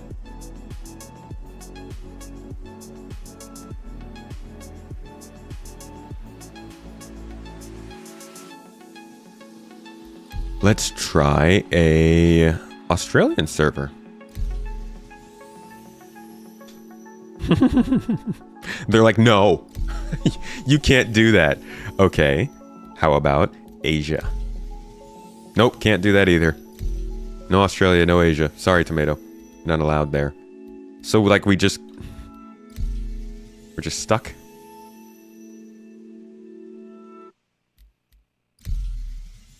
Alright, maybe there's one of these people is in a server. No. Well, I guess we're gonna try USA again, because Australia and Asia won't have us. And I just realized chat's not moving. I missed so much chat just now, guys. I'm sorry. If you find them and take the Cutter, it's a fair game early reveal, right? That would be kind of rude, right? Like, I wouldn't want to mess up his play session like that. I bet that's what's been happening to people with the F8. People just assume any CIG, you kill them and you get a platinum ticket, so you get people in CIG tags that are just randomly getting killed.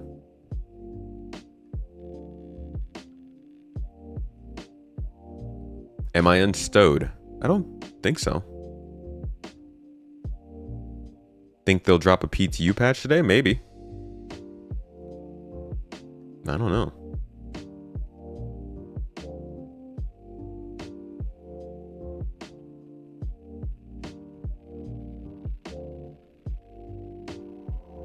Alright, where'd they put us? Are we in the same server? I think I recognize those names. Yeah, we're in the same server.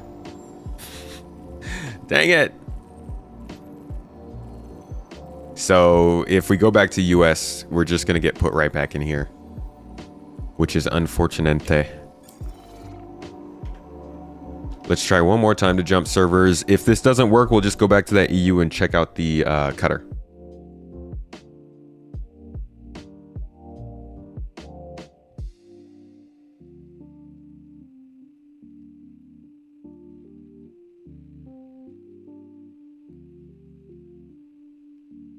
What are they going to do? They said in chat. PTU is only US and EU. Oh. That's good to know. Okay, so best we can do is EU, it looks like. The amount of people who don't know how this event works is baffling. Just read. Oh wait, gamers don't read. I mean, a lot of times you just get the news off some offhand comment, right? Somebody says in a chat, like, hey, you can kill CIG devs to get a platinum ticket. And you don't care about hearing more than that. You want to go kill a dev? Who doesn't want to kill a dev? And get rewarded for it? Get out of here. We like to show our love to these devs through violence. Just saw you in the server. Which one were you in? US or EU? New PTU build later today. Okay, cool.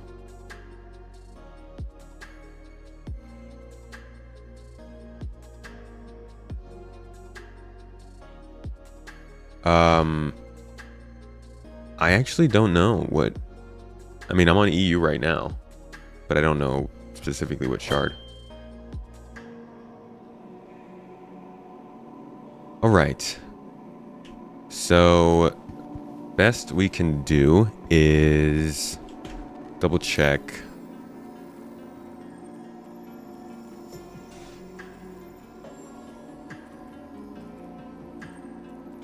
If there's still just the same amount of people on here. Okay, King.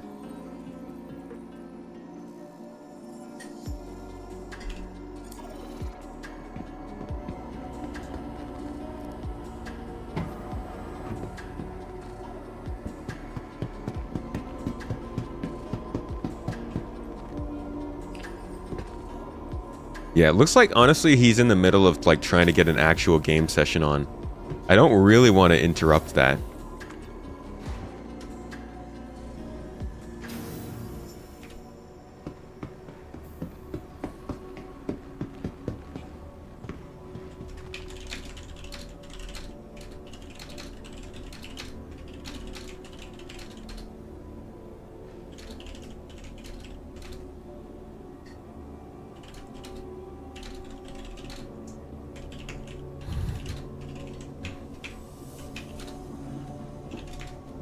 Alright, let's see if he just lets us see it. What's my favorite ship? The MSR. Killing someone over a ship is a bit extreme, but I guess once you're out of prison, SC might be out. Maybe they'll just send you to SC prison for it. There's a great cutaway image of the A1 on Reddit right now. Yeah, I saw that.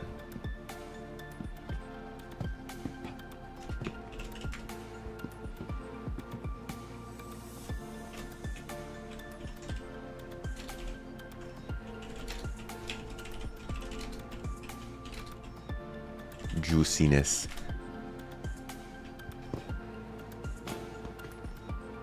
You can find the cutters doing VLRT missions. Well, I'll have to do a VLRT mission first.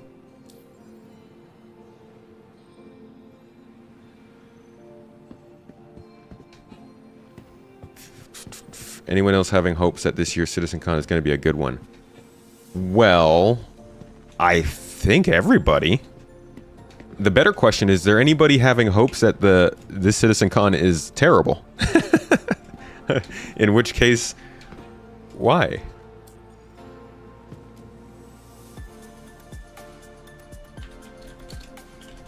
All right, we're going to New Babbage. Has anyone gotten eyeballs on the mythical A1 Spirit? No. Have not yet. We're trying to right now. We will at least be seeing the cutter variant, but not the A1.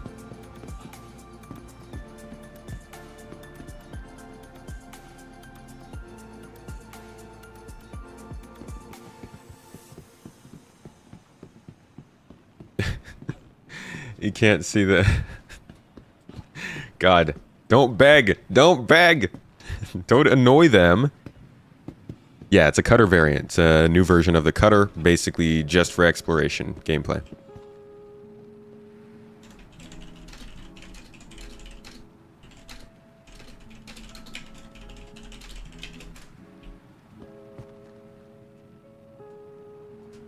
Only Salty Mike hopes CitizenCon will suck. I can say factually and 100% Salty Mike does not hope that CitizenCon will suck.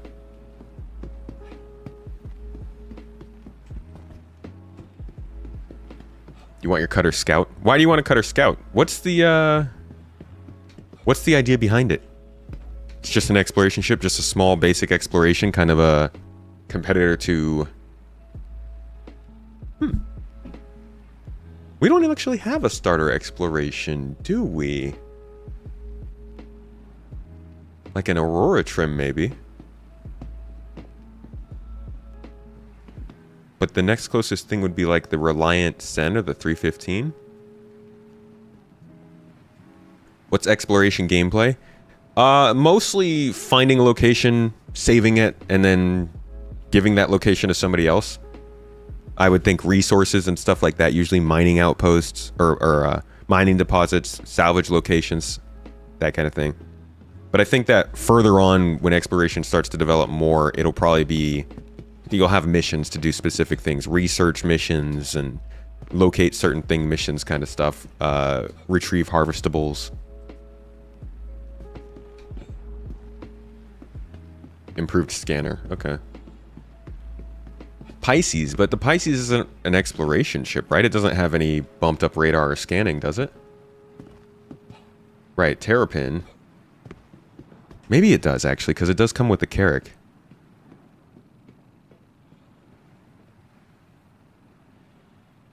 Oh, Crow, you were being facetious. Good vibes. Thanks for the good vibes in chat. Hope you're having a good one.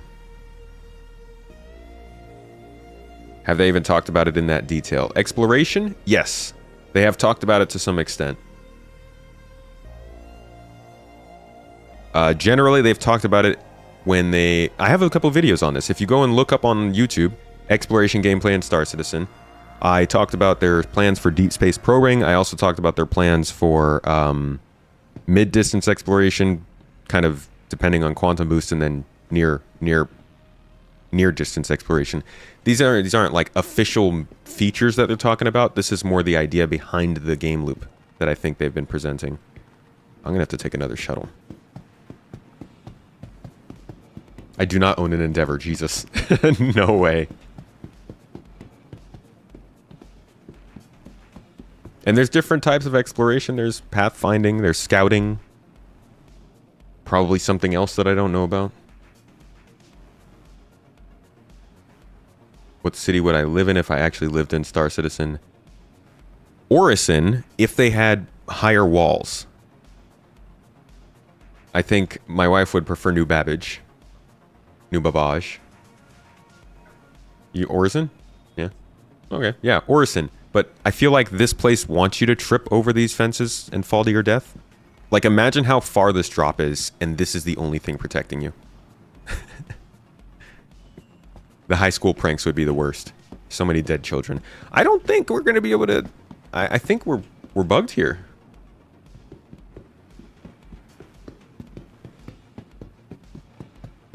I don't think any of the shuttles are working.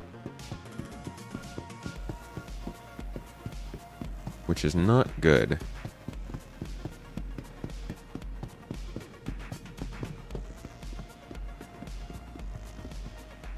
Yeah, it looks like everybody's kind of trapped right now.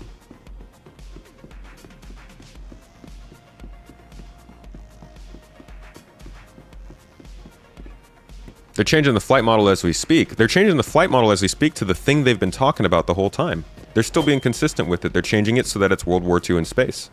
And if you were going off of what they wanted to do back in 2015, 2017, 2019, 2020, 2021... everything they said about the flight model still pointed in that direction. So, while the specifics of exploration might change, I'm still going to go off of what they've kind of described as their desires for exploration gameplay, because they continue to drive towards those things over time. Server bounce, fly to station, swap back. Jeez. Okay, well... yeah, if that's the case, I guess let's give that a go. We'll jump into the US servers real quick. You're all about New Babbage yourself. Love that snowy scenery. That constant sunscreen. GII does allow you to join multiple orgs deposit.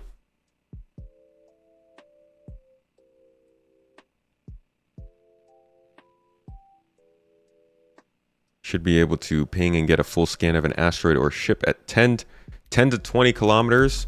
I'd hope more than that on the Terrapin, to be honest. Terrapin better be shooting me what somebody's eating for dinner from like 2 million kilometers away. They're going to have a completely physics-based flight model, but after 3.x, they fired that guy.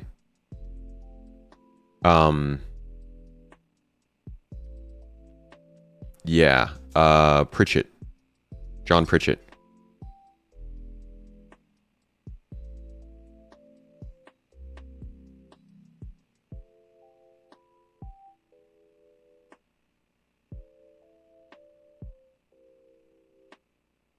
They've always said skill-based dogfights, and Master Modes is the opposite. I don't think it's the opposite. I don't think Master Mode specifically makes it so that their skill doesn't matter in a fight. It just changes it. Master Mode seems to be the same flight model we were using 2.6 and before. Besides the physics-based part, it's still just separating out different types of flight. World War in space? Yes. So, Star Citizen or Chris Roberts or the people, whoever you want to say, is more interested in kind of a Star Wars style of combat than an Expanse style of combat. So they push the flight model more towards that sort of main thrust in the back, keep your enemy in front of you at all times kind of fighting. And it comes off more like airplanes in space, which a lot of people don't like. A lot of people hate it. A lot of people have basically signed off from the game because of it. But that's always what Chris has wanted. Been very stuck on that concept.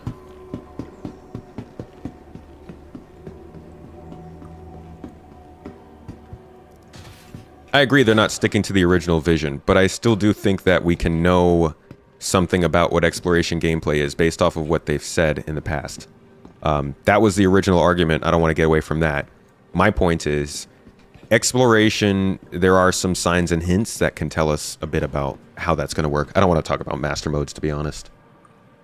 I'm so tired of master modes. I don't like combat, so that's like the least interesting subject in the game, but it's also one of the most controversial, so people want to talk about it a lot. And I really have so little interest in it. Well, that was a bad sound. Sorry about that. New Babbage and Orison are your favorites? They're very nice. If you make the ship slower than the maneuvering capability of other ships, then it's shooting ducks in a barrel. Fish in a barrel. Ducks in a barrel might be a challenge too. Or pretty easy. I don't know if ducks can get out of a barrel. You're a dogfighter. Trust you, the flight model changes are massively lowering skill ceiling. Really? You should have a talk with Avenger 1, to be honest. He was super adamant. They're very adamant on it raising the skill ceiling. Why is it lowering it? Just because people are flying slower?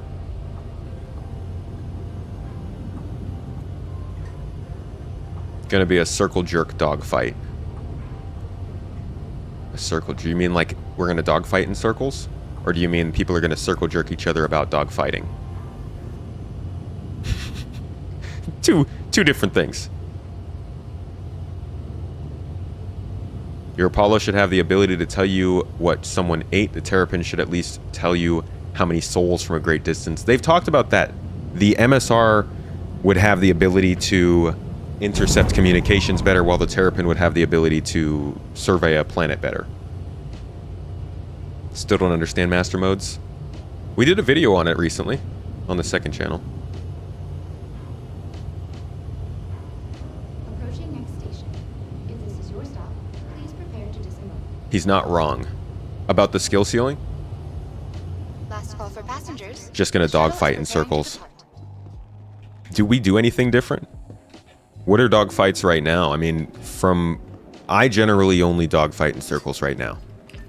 I haven't done master modes enough to know if I do anything differently when that kicks in. But right now, I generally just shoot, turn, shoot, turn. I try to strafe and stuff. But I'm not great at it.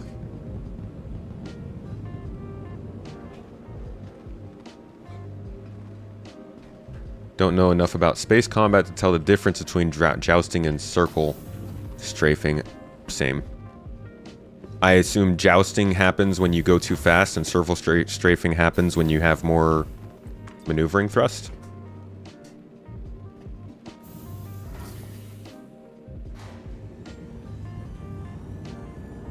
Dogfighters are being kneecapped, but honestly a capital ship should be able to swat a fighter away. Current meta favoring light fighters doesn't work either. You feel like they are taking away from the skill ceiling as well?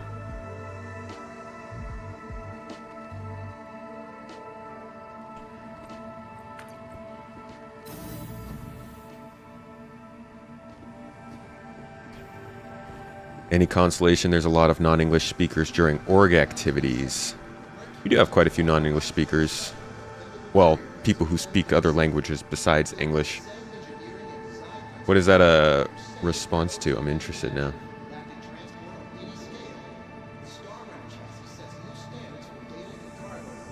I lost it, it's too high up.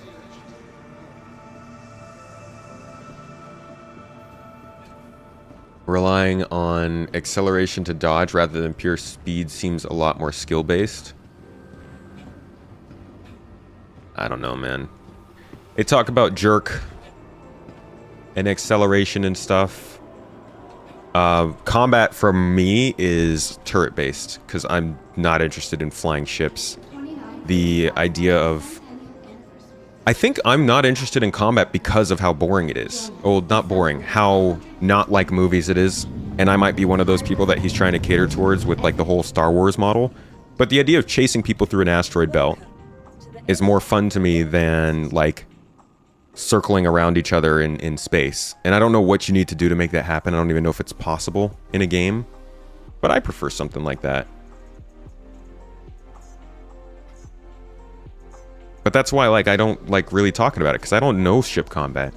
I didn't fly ship games, you know? I came from RPGs, I came from Halo, I came from Deus Ex, I came from action-adventure games, not ship simulation games. So when it comes to, like, talking ship combat and stuff, it's very much not my wheelhouse. And I hear you guys about the skill ceiling going down. I hope that that's not the case. I hope they're not ruining it. I was under the impression that this was making it more kind of more open, given all the different changes they're making.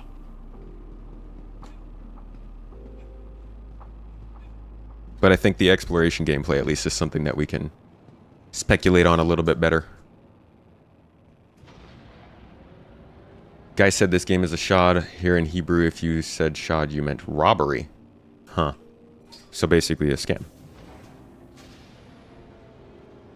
It was a response to you. Were you asking a question about the community, like multi-language support?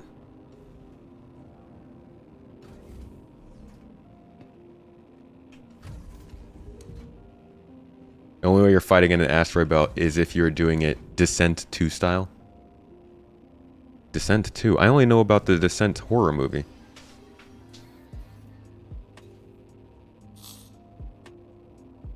We've been playing Halo Infinite on the server, if you're looking to play with us. We were just playing yesterday. And we got people playing almost every day now. Is there any way though to keep space combat more realistic while still being fun? Probably. I'm sure someday somebody will figure it out. But to be quite honest, at some point, this company is going to have to stop trying to hit that balance and just like pick something, right?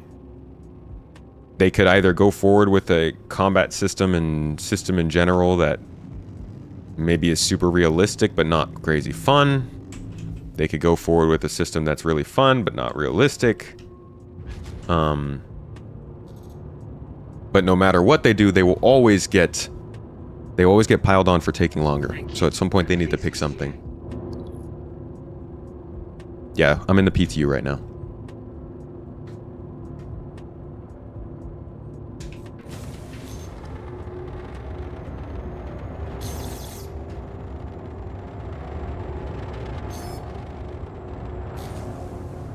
Before you go into lurking mode, you're going for a store credit Kraken this year at IAE. Good luck with that. Store credit. Kraken. Whew. Jousting is a tactic used for strike fighters not able to withstand an ongoing attack. Orbiting a target is ideal. I do also understand the angle of preparing for capital ship gameplay. We haven't even touched on capitals realistically in this game. I think they've got a lot of work to do to make sure those are, like, worth the money.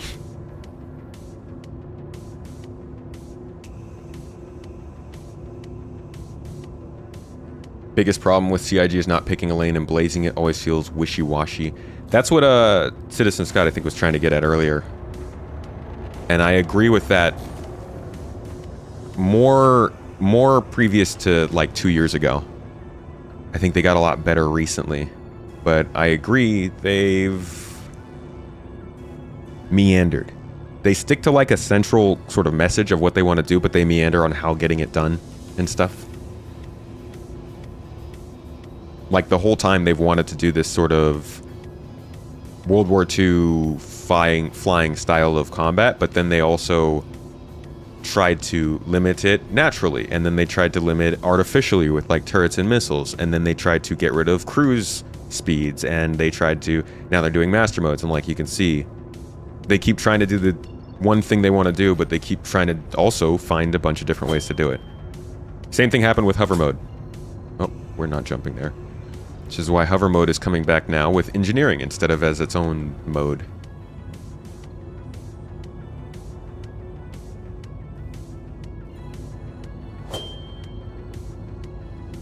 Oh god, you have an Endeavor? We definitely need Endeavors in GII.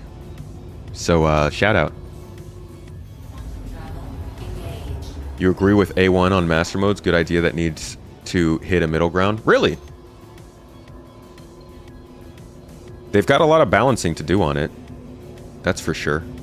And I guess they kind of realized that when they didn't put it in live. Is the A1 actually in PTU? I'm looking for it. We're going to get the Cutter Scout right now, but no A1 yet. Execute. Where's the prearranged spot to meet the dev with the A1? Bro, I already called, and they said they're bringing the A1, the Endeavor, and the Idris for us. Specifically for us, you know. Reese, dude, how you doing?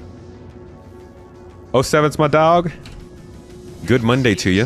What's on your schedule for this week? You got good things planned? Maybe Citizen Con?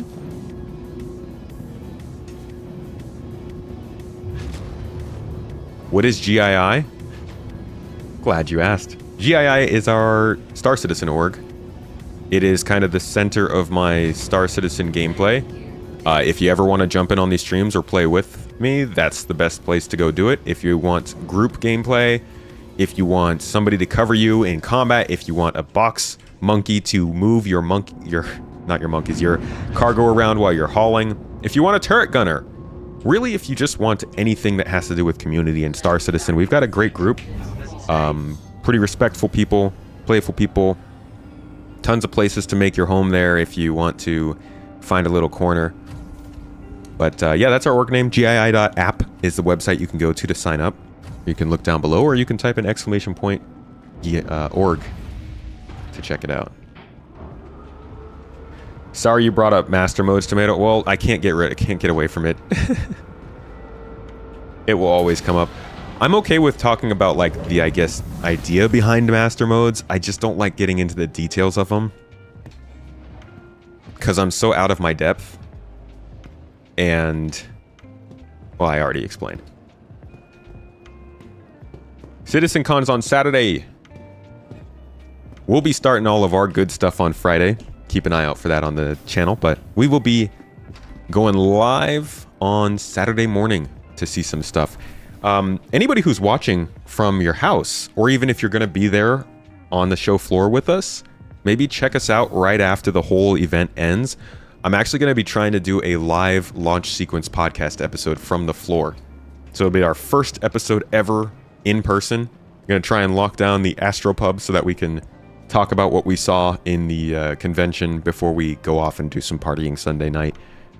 So if you are there, or if you are looking for more content, make sure to stick around for that. Keep an eye out. I'll also have some streams on this channel, on my YouTube channel, and those should be scheduled before we go, so you can click on those to get a reminder whenever that happens. Now that we're up at Seraphim Station, I am going to switch servers and see if we can go find that dev, track him down, and get eyes on to a cool new ship. And in the meantime, while that's happening, I'm gonna go to the bathroom. So I'll be right back, guys. Cheers.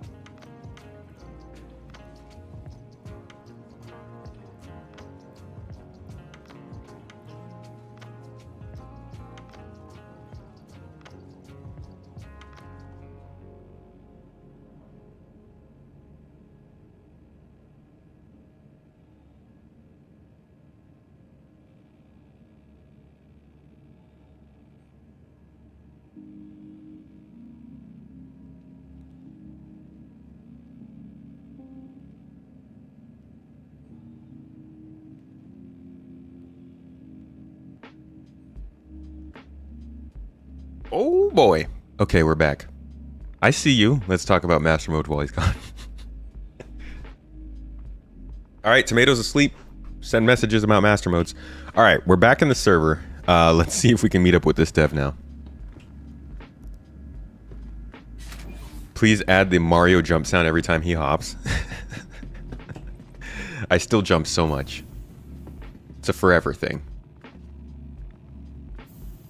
You're in the org and also pretty much bilingual in Japanese. There are a few people in our org that speak Japanese. A good way to fly... I mean, honestly... Hold on a second. I could tell you. This is a great way for me to plug the org. Let me give you a looky-loo.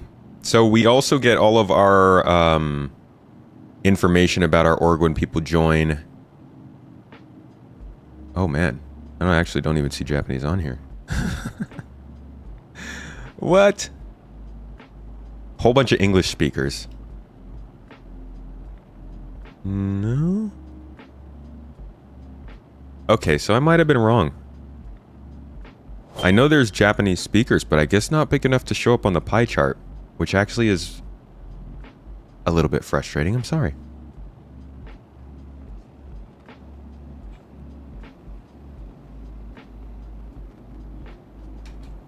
Don't feel pressure joining any org when you feel the time is right. You are welcome. Yeah.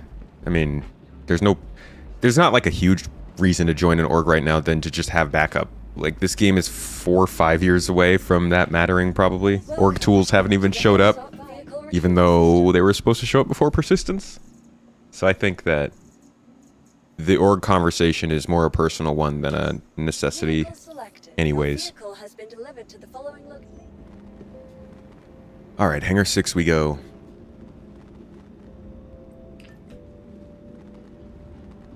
Are there Israelis in the org other than you? There might be.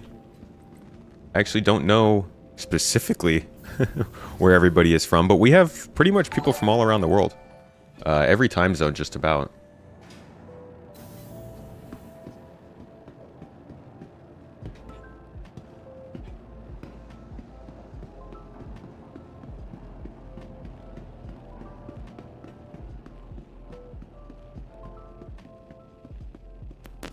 Space Law, thank you for the sub. Appreciate you.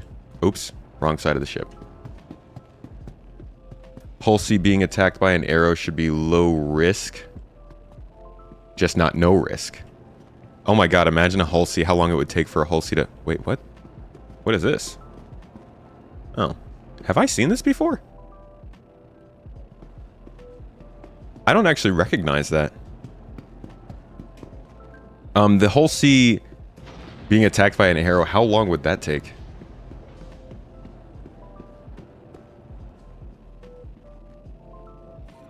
New Crusader ships? Well, we're trying.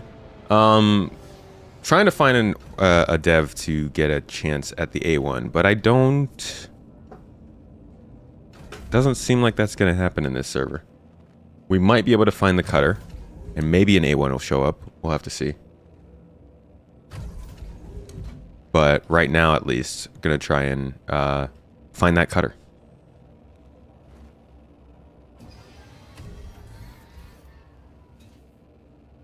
An org is essential if you need 50 pirate corpses in less than an hour for science.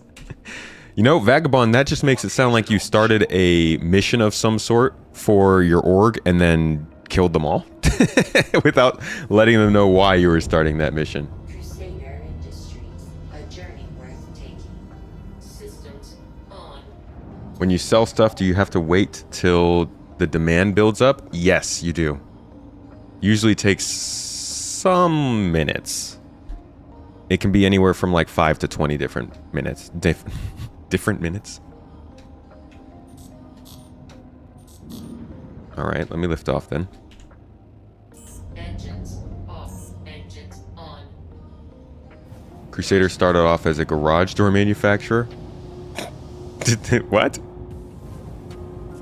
I've never heard that. Is that actually true?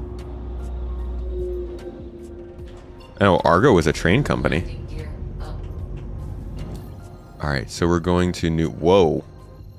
Oh yeah, these planets are way off. This is a little disorienting now.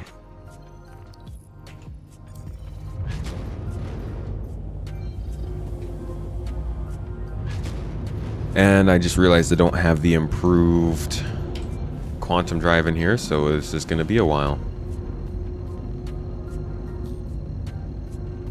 You need to join an org, getting so bored doing everything solo, as most people you know are either not playing or doing stuff solo. Nice to have the backup when you want it. We have so many people, I'd say most of the people in our org do solo gameplay. The org's just there whenever they want to get into something bigger. That was a garden mission you created for science? Oh, so I endorsed that. That's good. That's good, Vagabond. How is the spirit? Well, we don't know in terms of gameplay, but when we looked at it, it looks super cool, but we're not really sure if it's gonna prove itself in game. They've got to have something to sell it on, I think, because as of right now, technically speaking, it can be a bit lacking behind its competitors.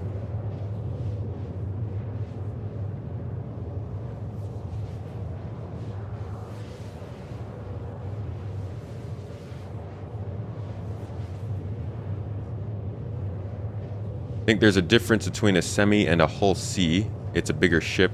Oh, a semi truck. Harder to hit the components. It'll be harder to take down due to size, regardless of armor.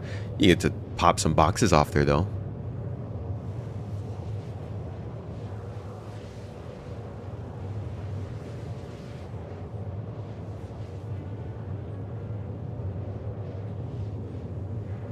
Especially when only a part of the message gets highlighted red.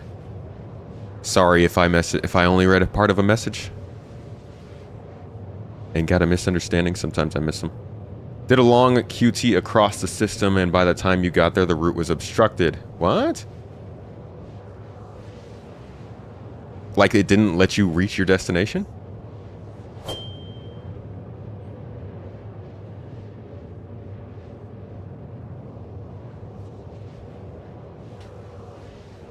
GII has some pretty cool people. We're trying to strike a balance between being organized and being comfy. Don't listen to them. Super bad people. Not cool at all. Very lame. Top lame. Bottom lame. Bottom lame?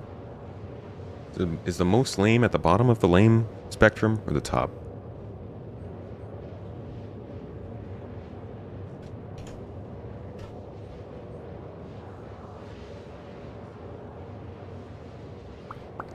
I'm kidding, you guys are great.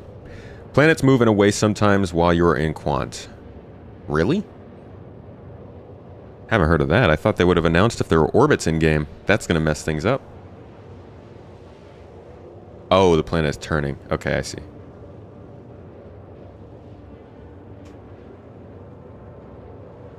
Clan started a Starship Crash Derby for science. Starship Crash Derby. How long does that last?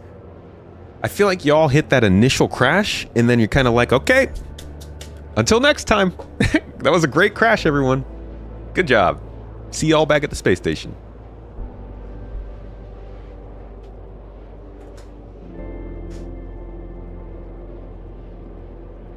We learned how to be lame from watching you. Hup! Hey! That's a fucking quip. There it is. That's the one. Pungy with it. I am what you should expect from Star Citizen, right? You come into it with your expectations set very low.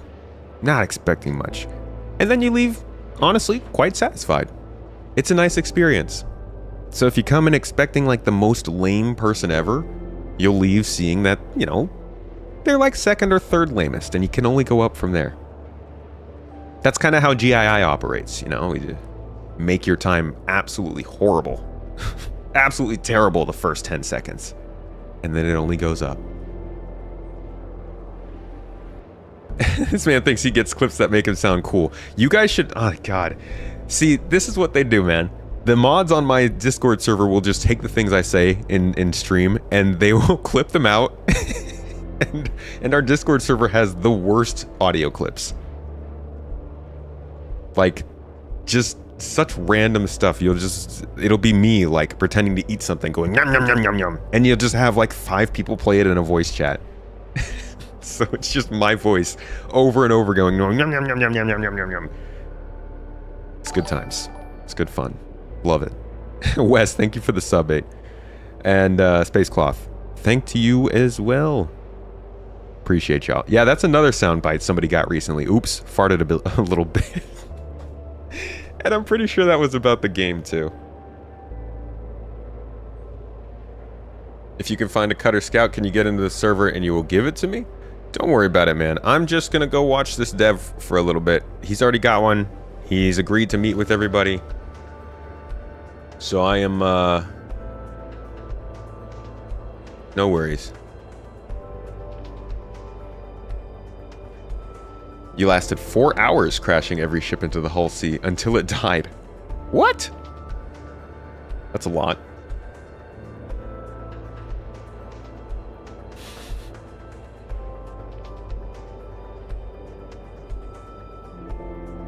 Another one for the archives. There's always something. Your home that no one goes to, so you can live there in your solitude. Microtech's a great starting point. I would suggest it more to newcomers if it had the starting player guide in it. You want to give me stuff? Don't worry about it, dude. I appreciate it a ton, but I don't want stuff. I prefer to get this game in the way that it's supposed to be played. I specifically tell people don't send me money, don't send me ships and stuff. It's not personal. I just don't really... Like, every once in a while we'll do group play, and usually I'll hop on with the org and we'll do something together. But in terms of like these streams, I like to generally do them solo, and I'm not looking really for any donations or anything at the time. Got into the game back in May and you love it. Thanks for the content. No problem, Wes. Thank you for dropping by. Hope you're enjoying it. How is the Spirit C1? Oh, if only the Spirit C1 was in-game. That... We don't get that yet. We get the A1, but we don't even get it. There's just CIG devs flying it around, so we're tracking it down. In fact, we're almost there. We're gonna see a cutter first, and then we will continue on with the Spirit. Just make sure he's still in here. Yeah, he's here.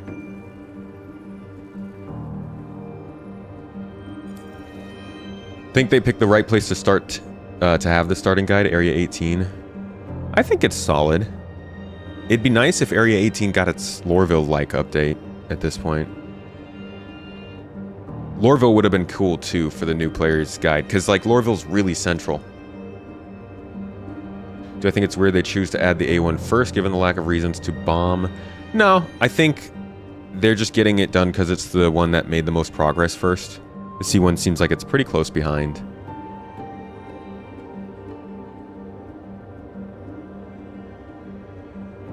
This song makes you want to go down by a river. Does it sound like that one song that says down by the river? Am I gonna double cross the dev? I will not. I like trust.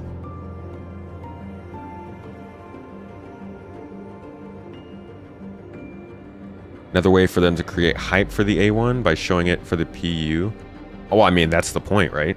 You don't show a ship early unless you want to hype it up. But this isn't the first time they've done this. They did this with the Raft. They did this with a couple of different ships when they're done. Usually it's like around this time too, CitizenCon IAE time. You feel for the devs, imagine just wanting to play the game, but everyone is hunting you down for a platinum ticket. I'd be on my personal account if I were them, for sure.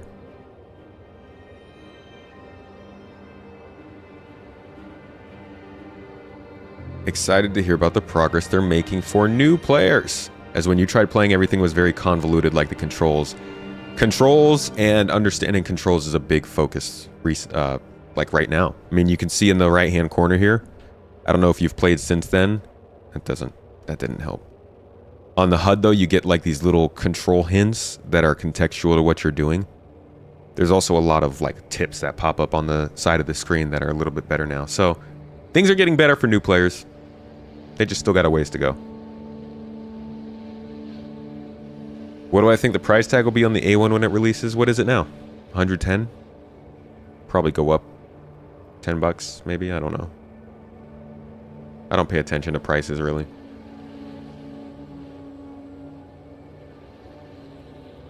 Oh, it'd be lovely to play with the controller, but I think it's doable, but it's not going to be super easy for a while, I think.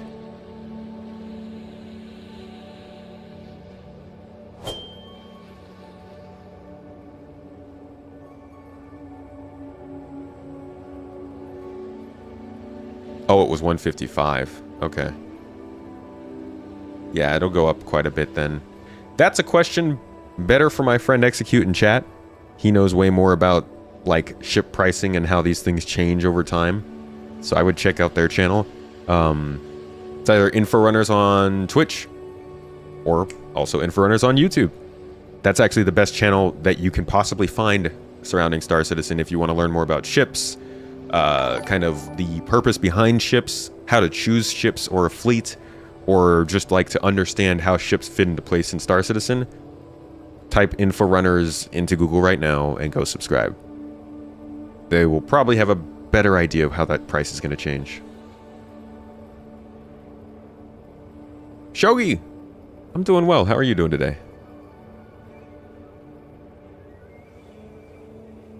I am playing music, yeah, it's not bugged. This is my own soundtrack.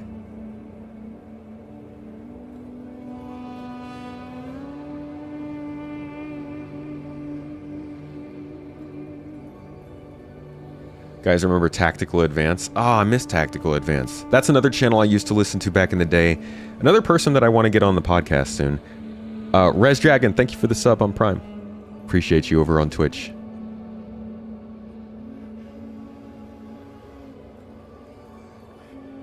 Hey, Garrett, if Citizen Scott is asking you to leave him alone, please leave him alone. What should you CCU from a Nova tank to for your chain? See, that's another one of those. I would give those to Inforunners. They know that stuff. CCUs.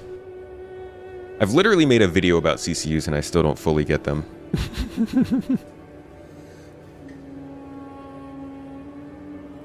Main problem is they need to bring the Spirit series and Freelancer series closer to the Cutlass. What would you say would be the... How would they do that with Freelancer? Like lower the SCU?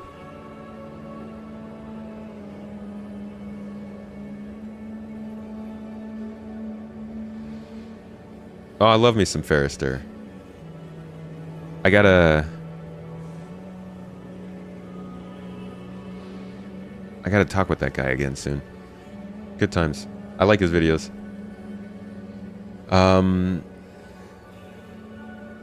Tack's still around, not as active as much anymore. I'm glad he's still around and active. I'm sure he'll come back into things more when the game picks up again.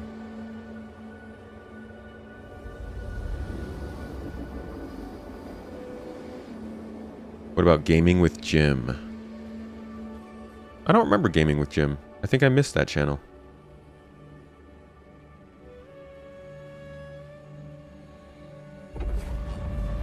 Quantum travel complete. Going to put you to sleep with this music. Yeah, this is that Tomaesamar. Tomatosamar?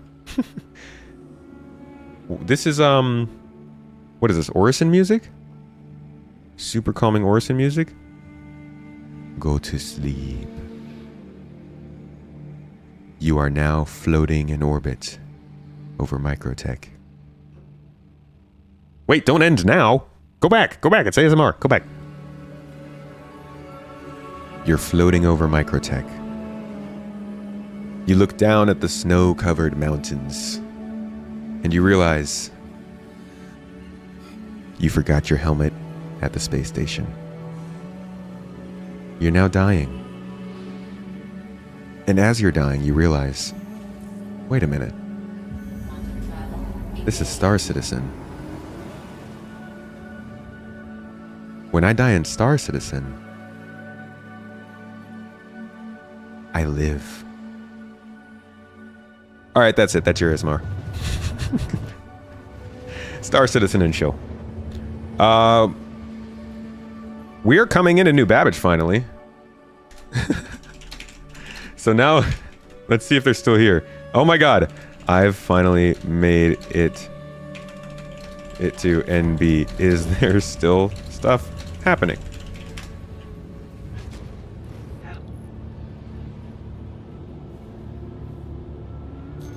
Are you getting trolled? Stressful. Stressful ASMR.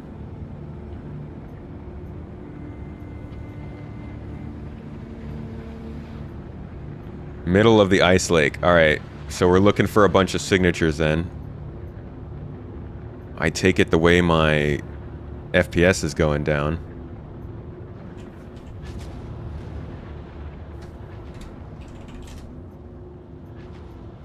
There we are.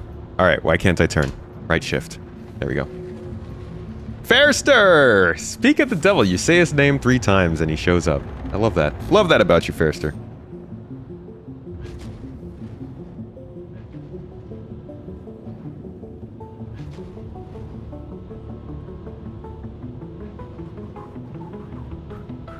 Nahore, I'll catch you later. Have a good one. Stay safe, my friend.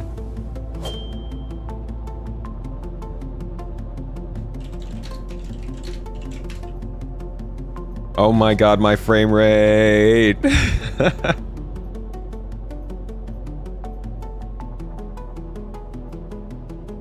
Said my name? Yeah, Fairster. Like, literally, I would say like 5-6 minutes ago. We were talking about you. Which is why I do believe in the conspiracy. Oh my god, there are so many ships here. Look at how many F8s there are here. Alright, let's get down on the ground before we get run into. And see what all the hubbub is about.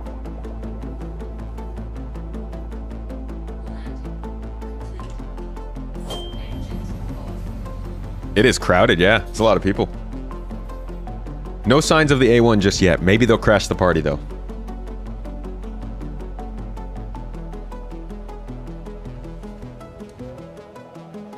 AMSR. I get it. I see that.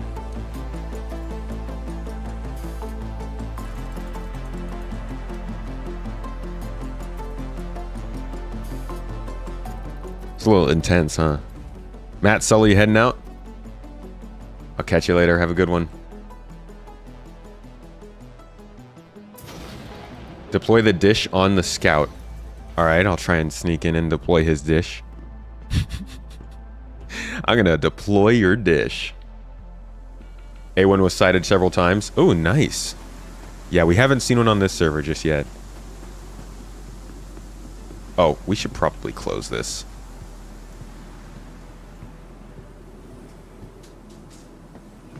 Unreal how hyped people get over a cutter variant. It's just fun to see something new, man. But yeah, this one's not as interesting as the A1 for sure.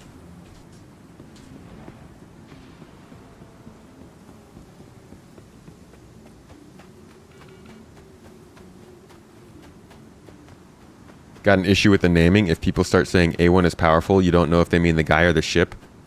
Or the steak sauce. Like, I don't know what you mean. The A1 is powerful, sure. The A1 is, like... I mean, it's steak sauce. It has to be powerful. That's the whole point. Oof. Jesus, this looks so bad washed out by the lights. But here it is. This is the...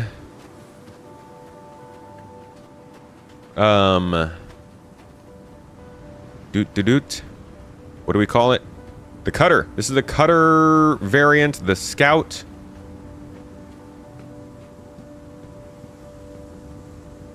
It's got kind of a similar sized bay back here, but it looks like it does have an extra large computer radar component right here.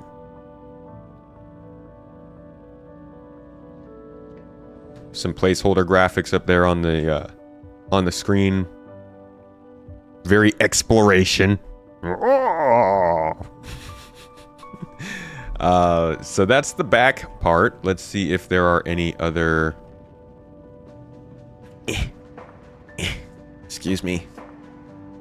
So this is still the bathroom, shower. This is still the bed. Basically, the rest of the ship is completely the same, is what I'm seeing. Yeah, cockpit. Is there anything here? These look like small component access. Yeah, so really you just got kind of this module in the back here for the radar. And I think the exterior is a little more simplified. That's different. The little wing up there. And the color's different. Yay! Oh, and the door is centered. There you go. Different engine exhausts. Oh, yeah. Yeah, so the exhaust is no longer that cone shape. It's more of like a... It looks a little nicer, I think. You can get an A1 piloted by A1 while he's eating A1.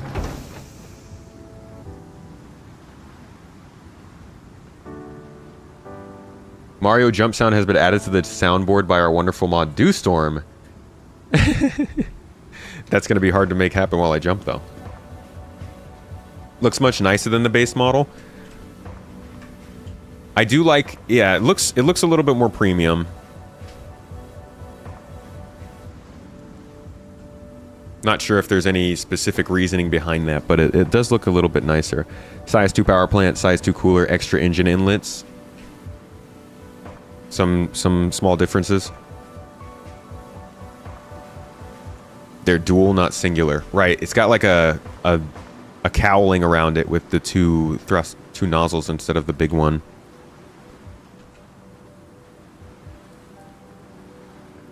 It's got that scanning dish on the top, kind of similar to the MSRs or the Terrapins.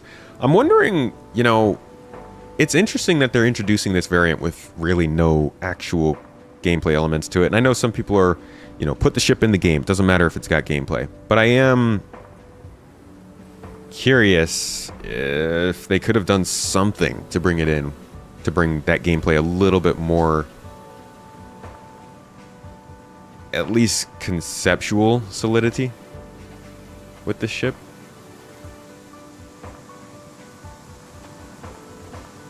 Does that spoiler make the ship go faster? About as much as the couple of stickers I'm going to throw on the side of mine.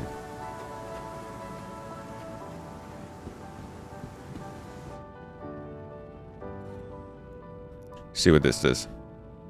Anything in particular? I just put my hands on the screen, you know. Casual computer use. Just slap your hands on there. Any buttons that work? Anything we can do? I don't see anything. Just suppress the IR. So really, this is a pretty basic variant. Nothing too impressive. Where can I lift the scanning dish you talked about, Execute?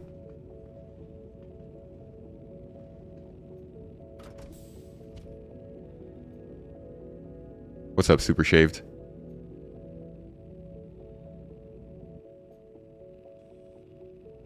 To the left of the scanner console.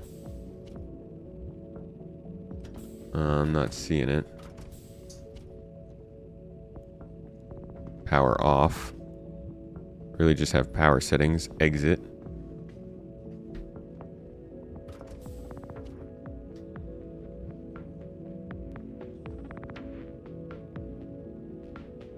I don't know, man.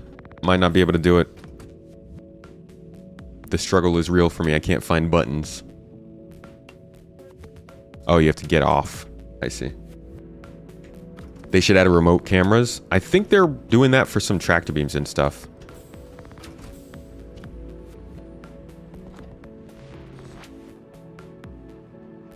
What's that? Oh, inventory. What is it on the driver's seat?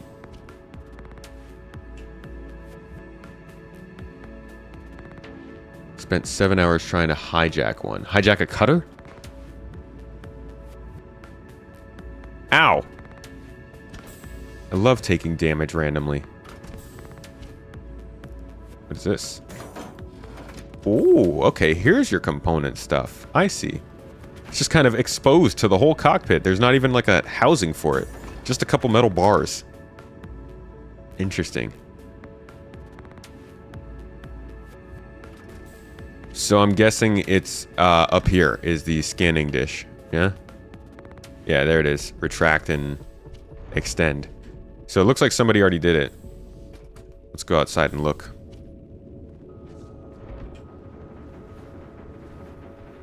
There's a lot of people in here.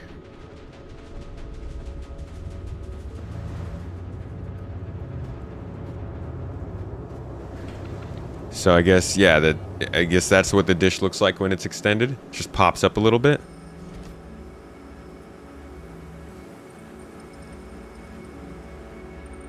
Oh, that was the window shutter, I see. I forgot that this ship has that. Oh, the right of the station. I see. Yeah, y'all are right. The side blast shields for the windows.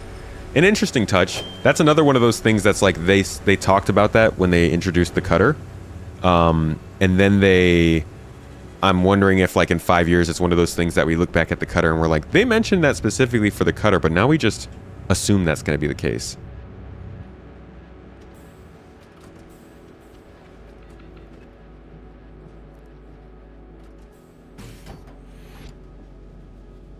Oh, that's just access to the component.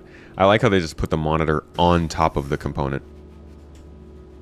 To the right of the scanning thing? I'm not seeing that. Korean Gamer, thank you for the sub. Appreciate you at 3 months on Twitch. Cheers, my friend.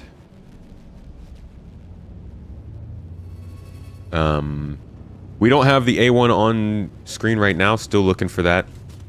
Currently just checking out the cutter. The new cutter variant. Looked right at it. I am at a loss. I don't know where the scanning dish extension is. Over here?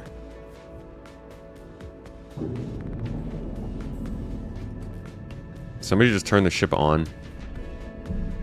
Under the Drake. Oh, here?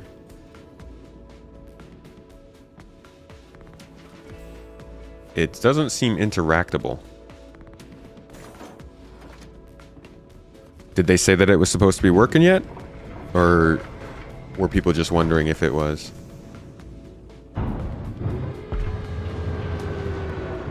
It's 3 extra screens! Yo, that's huge for Drake. Screens don't come cheap. Must have disabled it. Huh. Maybe it was glitching out. Ouch. Oh no, somebody's taken off. No! No! We're being kidnapped! No, no, no, no, no, no, no, let me out, let me out, let me out! Oh my god, it's locked. Open the door.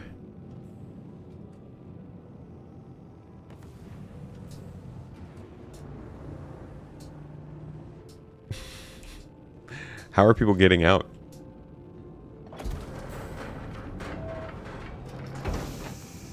Haha! Oh.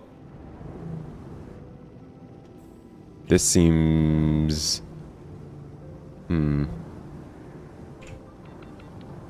This does not seem like the... Okay, well, I'm out. Ouch. And I'm down.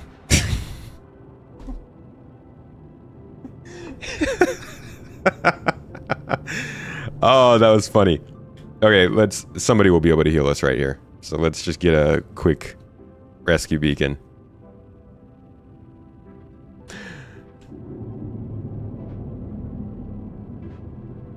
Who's out here flying ships around, man?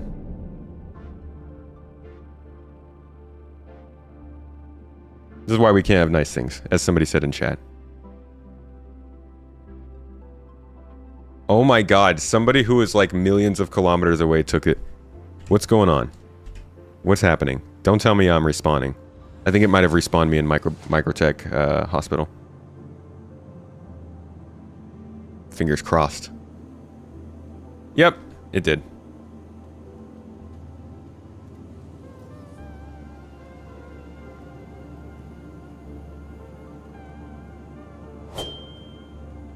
Well, that was good fun. How about we try for the A1 now? So, let's see. This dev can't get one. Is anybody else dev-wise in here who might be able to?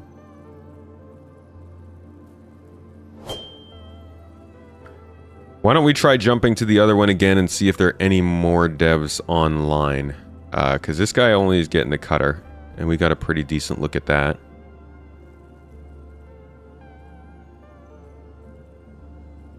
I don't even see his name on here anymore. Oh, there he is. Okay. Let's see if maybe the US servers has somebody.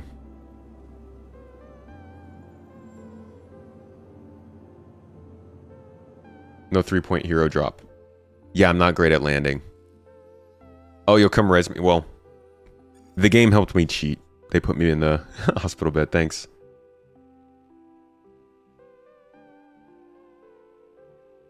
Did you get to see the spirit? Not yet. We're working on that. See what's going on back here.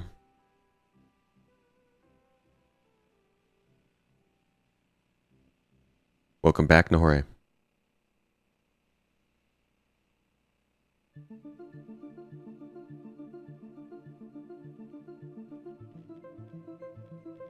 Spirit C1 confirmed for 321. I don't think it's confirmed. I think it's tentative, but it's probably coming. 321.1 or 0.2.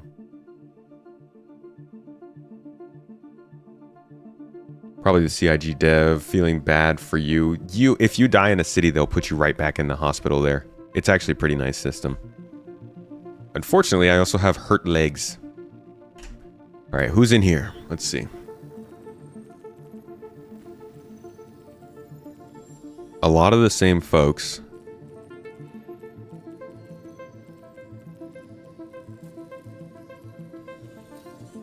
But I see no CIG in here. Dang it.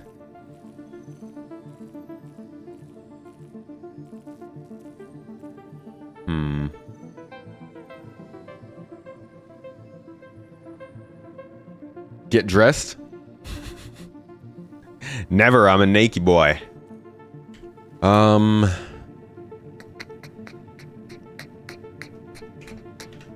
Let's... Why don't they do PTU in any other places? It's really a bummer now that they like actually get you into the same shard every time. There's no... I don't really have a choice of where I log in.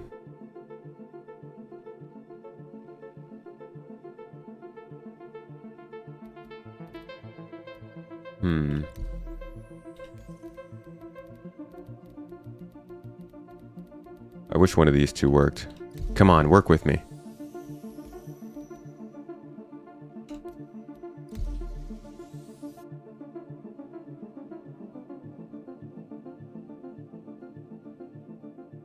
Change server region to change shards? Well, yeah, so I'm doing that. I'm changing the server region, but like I can only basically access 2 shards because of that.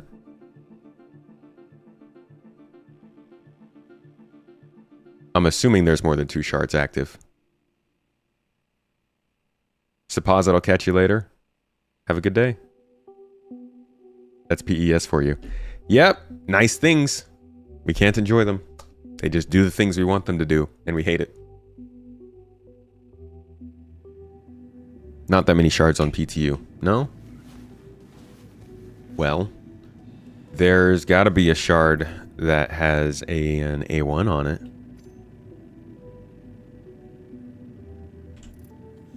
Nakey boy.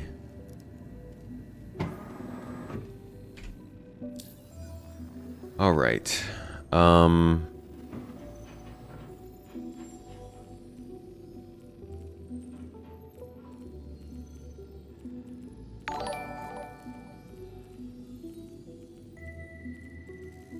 Yeah, it's just king.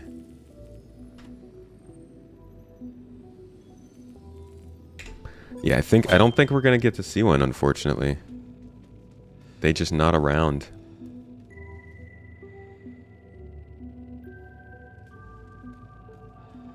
Looks like the cutter got pulled away too.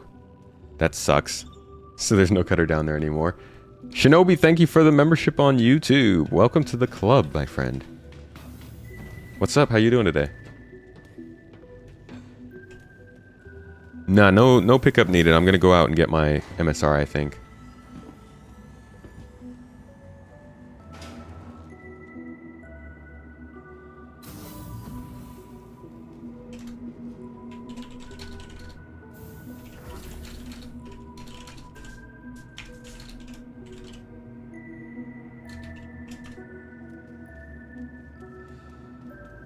That cutter was underwhelming. If they did something as simple as changing the interior colors around, it would be a lot cooler.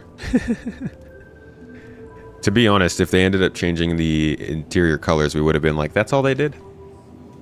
Yeah, I want to see the spirit. I really do. I'm hoping we can find one.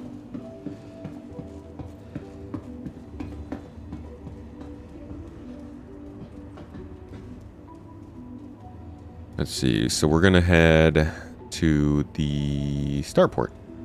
Baseport. What was different on the cutter? They added a couple screens.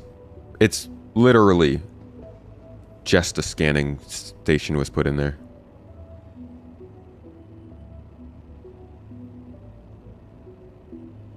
They rammed you? Who rammed you? Just started work for the day. Love the content. Happy to catch you live. Happy to see you, Shinobi. 07s. We appreciate getting people in chat in here, even if you don't get a chance to stick around. It's just nice to say hi. Thanks for dropping by. Clear of disembarking passengers.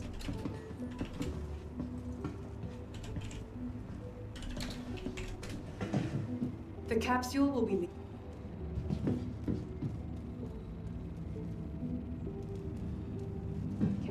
Doors are now closed. Oh, you were flying the cutter? Ooh. Ah, don't say that in chat. People are unhappy. Probably should not have taken a dev's ship. Leaving your server was the 3rd saddest anime betrayal. I don't know many anime betrayals, to be honest. Did the cargo bay in the Scout look bigger? No, it looked the same size to me. I think it's the door was centered, somebody pointed out. You know how that if you move a door, the entire room shifts, right?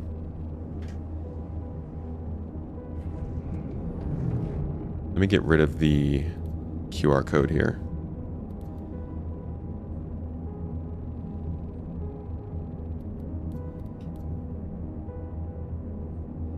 Cargo bay is bigger. Oh, okay. There you go, it is bigger.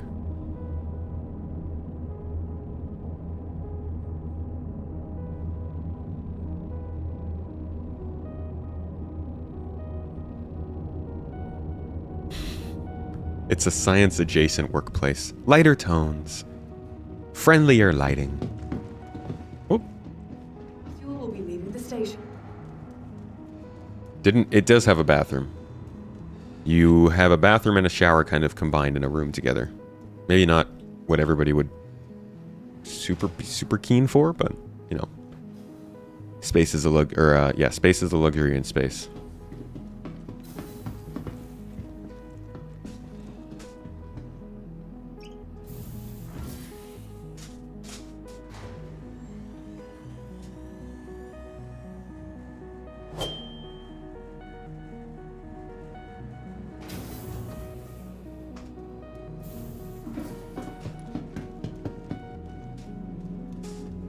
Can you spawn a Saber Raven? I could spawn a Saber Raven.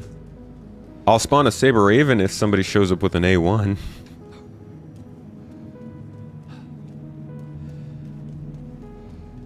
From all of us at Microtech, welcome to the Whoa! Savage Interstellar. That person just disappeared.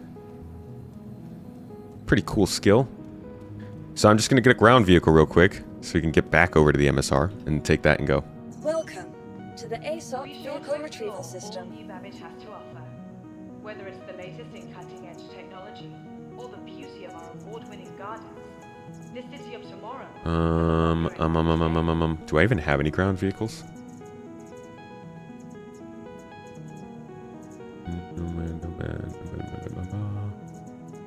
I don't have any ground vehicles.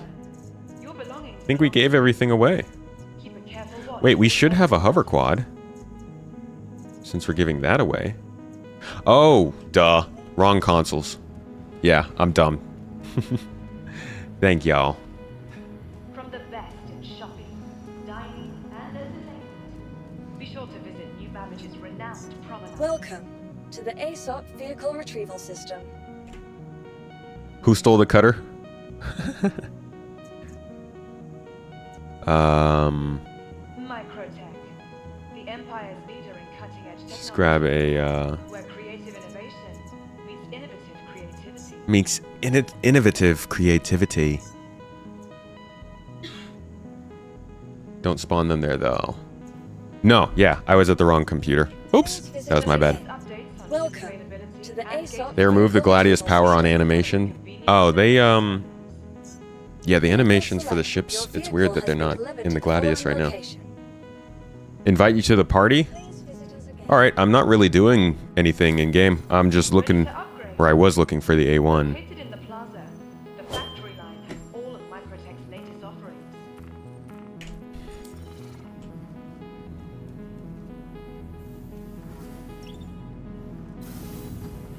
How does the QT range on the Scout compare to the original? I have no idea. I haven't been able to fly one. And that being said, they're probably going to change it in some way. Don't have any ground vehicles either other than the Rock. What's a good multi-purpose ground traveler? The Cyclone's good. Or a hover bike would be solid.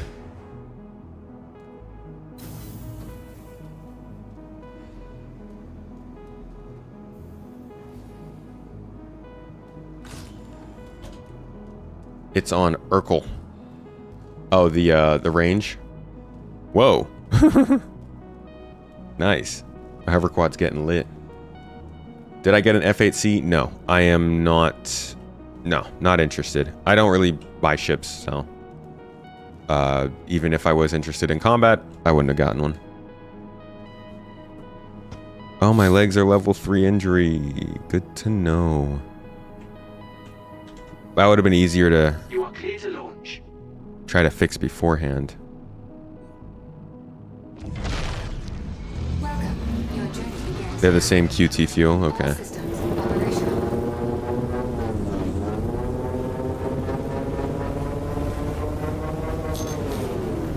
Whee! Let's hope I don't crash into anything. Oh my god.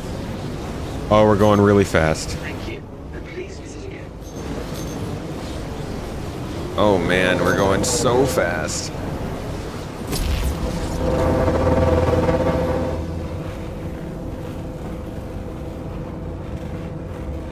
I was gifted the MSR.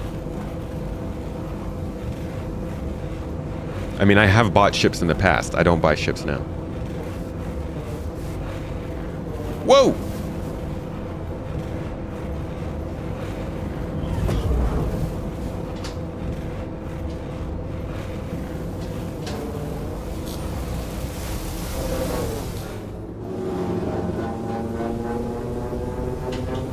Alrighty.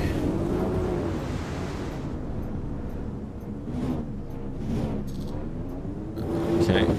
So that is not the scout, but it is another cutter. Oh, actually, is that the scout? No, that is not the scout. Whoa! Just do a barrel roll and a hover quad. What bike is this? This is the CNOU hover quad. This is like a four-wheeler almost. Nice. Literally did a barrel roll. Very cool. Very good. Oh. Man, my frame rate's just awful.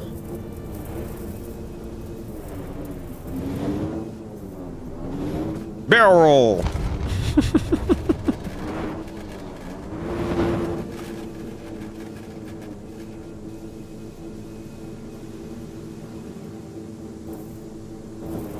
Alrighty.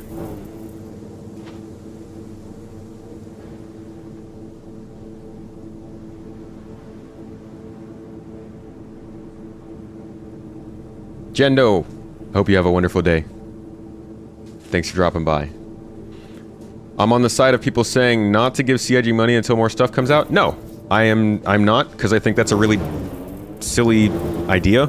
Stuff literally will come out this week. So, you know, I'm on the side of spend your money how you wish to spend it and be responsible with it. I don't believe people need to buy ships just because they want the ship. I think that people who are setting an arbitrary goal for when they will start to spend money again on, I don't know, something like a new star system are kind of missing the point. But I'm not going to pick any side. I'm not going to tell people they shouldn't spend their money for any specific reason other than that they just aren't comfortable with it. Like, just don't feel pressured, right? Don't fall for FOMO. Risking my life every time I do this. I'm risking my life every time I play this game. Commonly. Every day. That's why I have death counters. Cutter Scout is coming back if I want to wait. Yeah, I'll just stick around, I guess. I'm not really... I'm here for the A1, and it's unfortunately looking like we might not end up seeing it.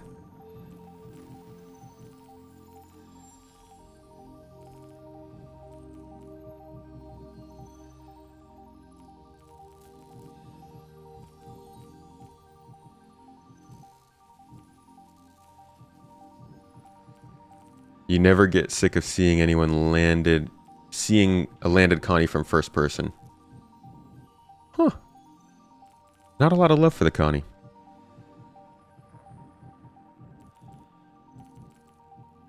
Hello, Taida. How you doing? If the money stops, so does its future to cost 80 million a year to keep their doors open. It's not wrong.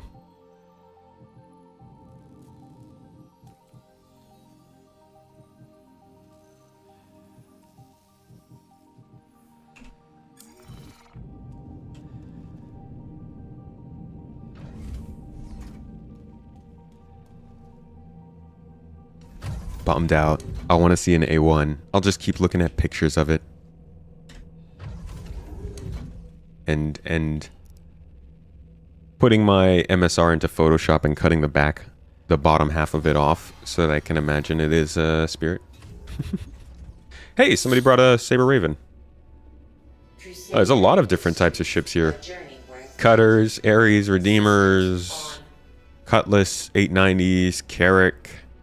More Cutters, more Ares, F8s, Sabers. There's a Hull C and a Starfarer. It's like a solid selection of things. It's Execute and an F8. It's a Glaive right here, I think. I think that's a Glaive. Might be a Scythe, though. I think a Scythe is the one side thing.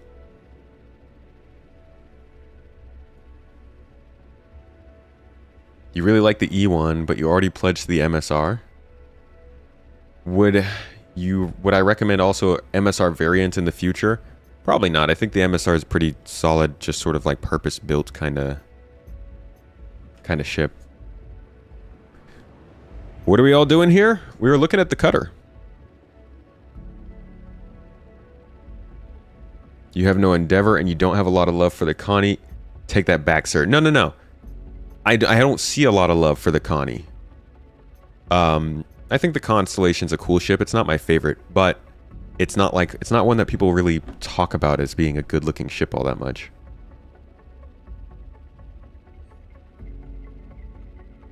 If you squint your eyes and try really hard and look over there, the C1, the Ares looks like a C1. Let's see. Squinting. Holy crap. Is that it? Confirmed C1 in game? Everybody squint with me. Come on. Squint your f***ing eyes. Let's go. Look at that. Wow. See? We did it. We saw a Spirit series in this stream. We met the goal. I didn't lie. I really hoped we were going to find one, but obviously it's kind of rare.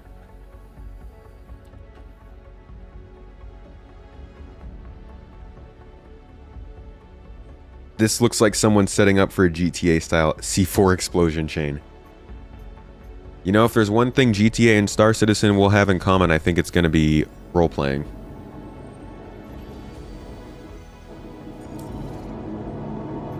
Yeah, we were meeting up because a dev brought by a unreleased ship. And so we wanted to check it out together. That was an Ares Ion? No, that was a C1. That was a Crusader C1. I think you guys are... Maybe you had something in your eye?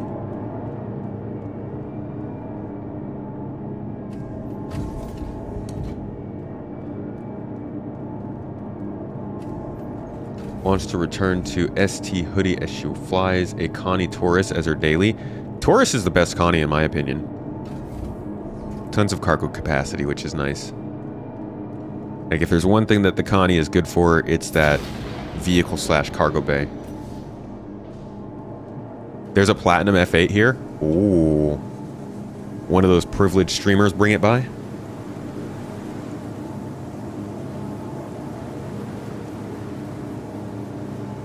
Accept your friend request so you can get on the server. Sure.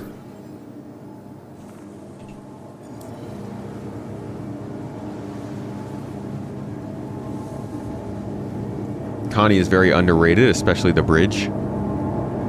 Bridge is okay. Could use a texture pass. Oh, and the 30k.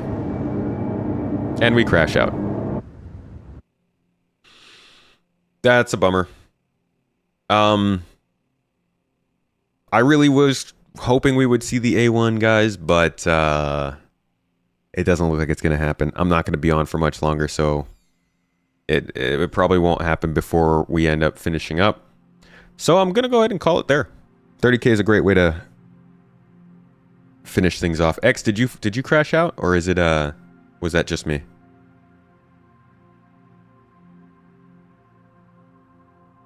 Yeah, if you didn't see the C1, you didn't squint hard enough. Work on those eye squints.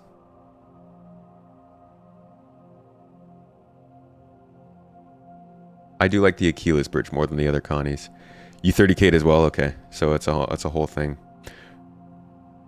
All right, y'all. Yeah, at least we saw the C1, guys, so there was that. We didn't get to see any spirits. I'm sorry about that, folks, but at least we got to do a pretty good deep dive into the spirit overall, the background of it, kind of where it comes from, what it's meant for. I do hope that when it comes out, they have some solid reasons for people to want it, but I'm also very much in the camp of like, a ship should be interesting to someone, not just because of the numbers and components it has. And I like the idea of just being into the spirit because of the vibes it gives. That being said, they do have to justify the size of it, so we'll see what they say. We'll probably hear more about it at CitizenCon this weekend, if not within weeks of that, if we don't already have the 8-1 in our hands next week. But thank you all for joining me today. It's been good, as it always is. It's never not. This is proven over time. You guys are like the best chat there is. I have a lot of fun. We bounce off each other. Y'all don't bully me too much. I don't embarrass you too much. Just myself. And good talks all around. We got a star jump in the chat. Look at you.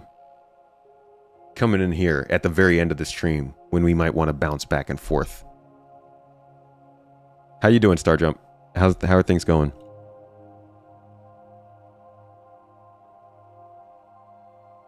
Before we head off, I'm going to go ahead and give you guys a look at this cutaway model that was being talked about. Just a real quick look to finish everything off.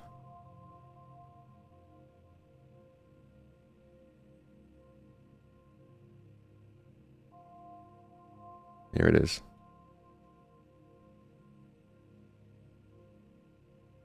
So here's a look at the A1 from the outside. Honestly, this makes it look a little bit smaller. But it's that same shape. It's a long hallway. It's literally just a long hallway with bombs in this last room. So, obviously it's shorter than the MSR.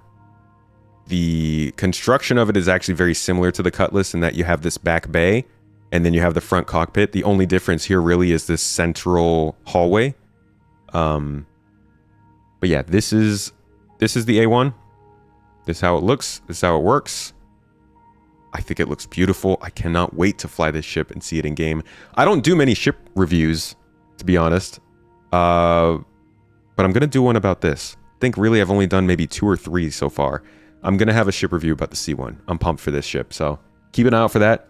Subscribe to the main channel if you haven't. Check out the second channel if you haven't. There's also a lot of stuff going on there. I am going to send you all over to your boy Avenger 1 today for the raid on Twitch.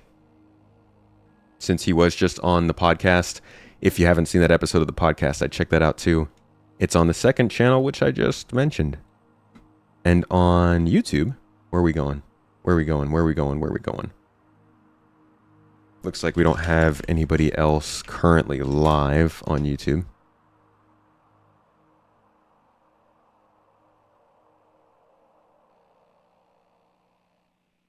At least nobody we know.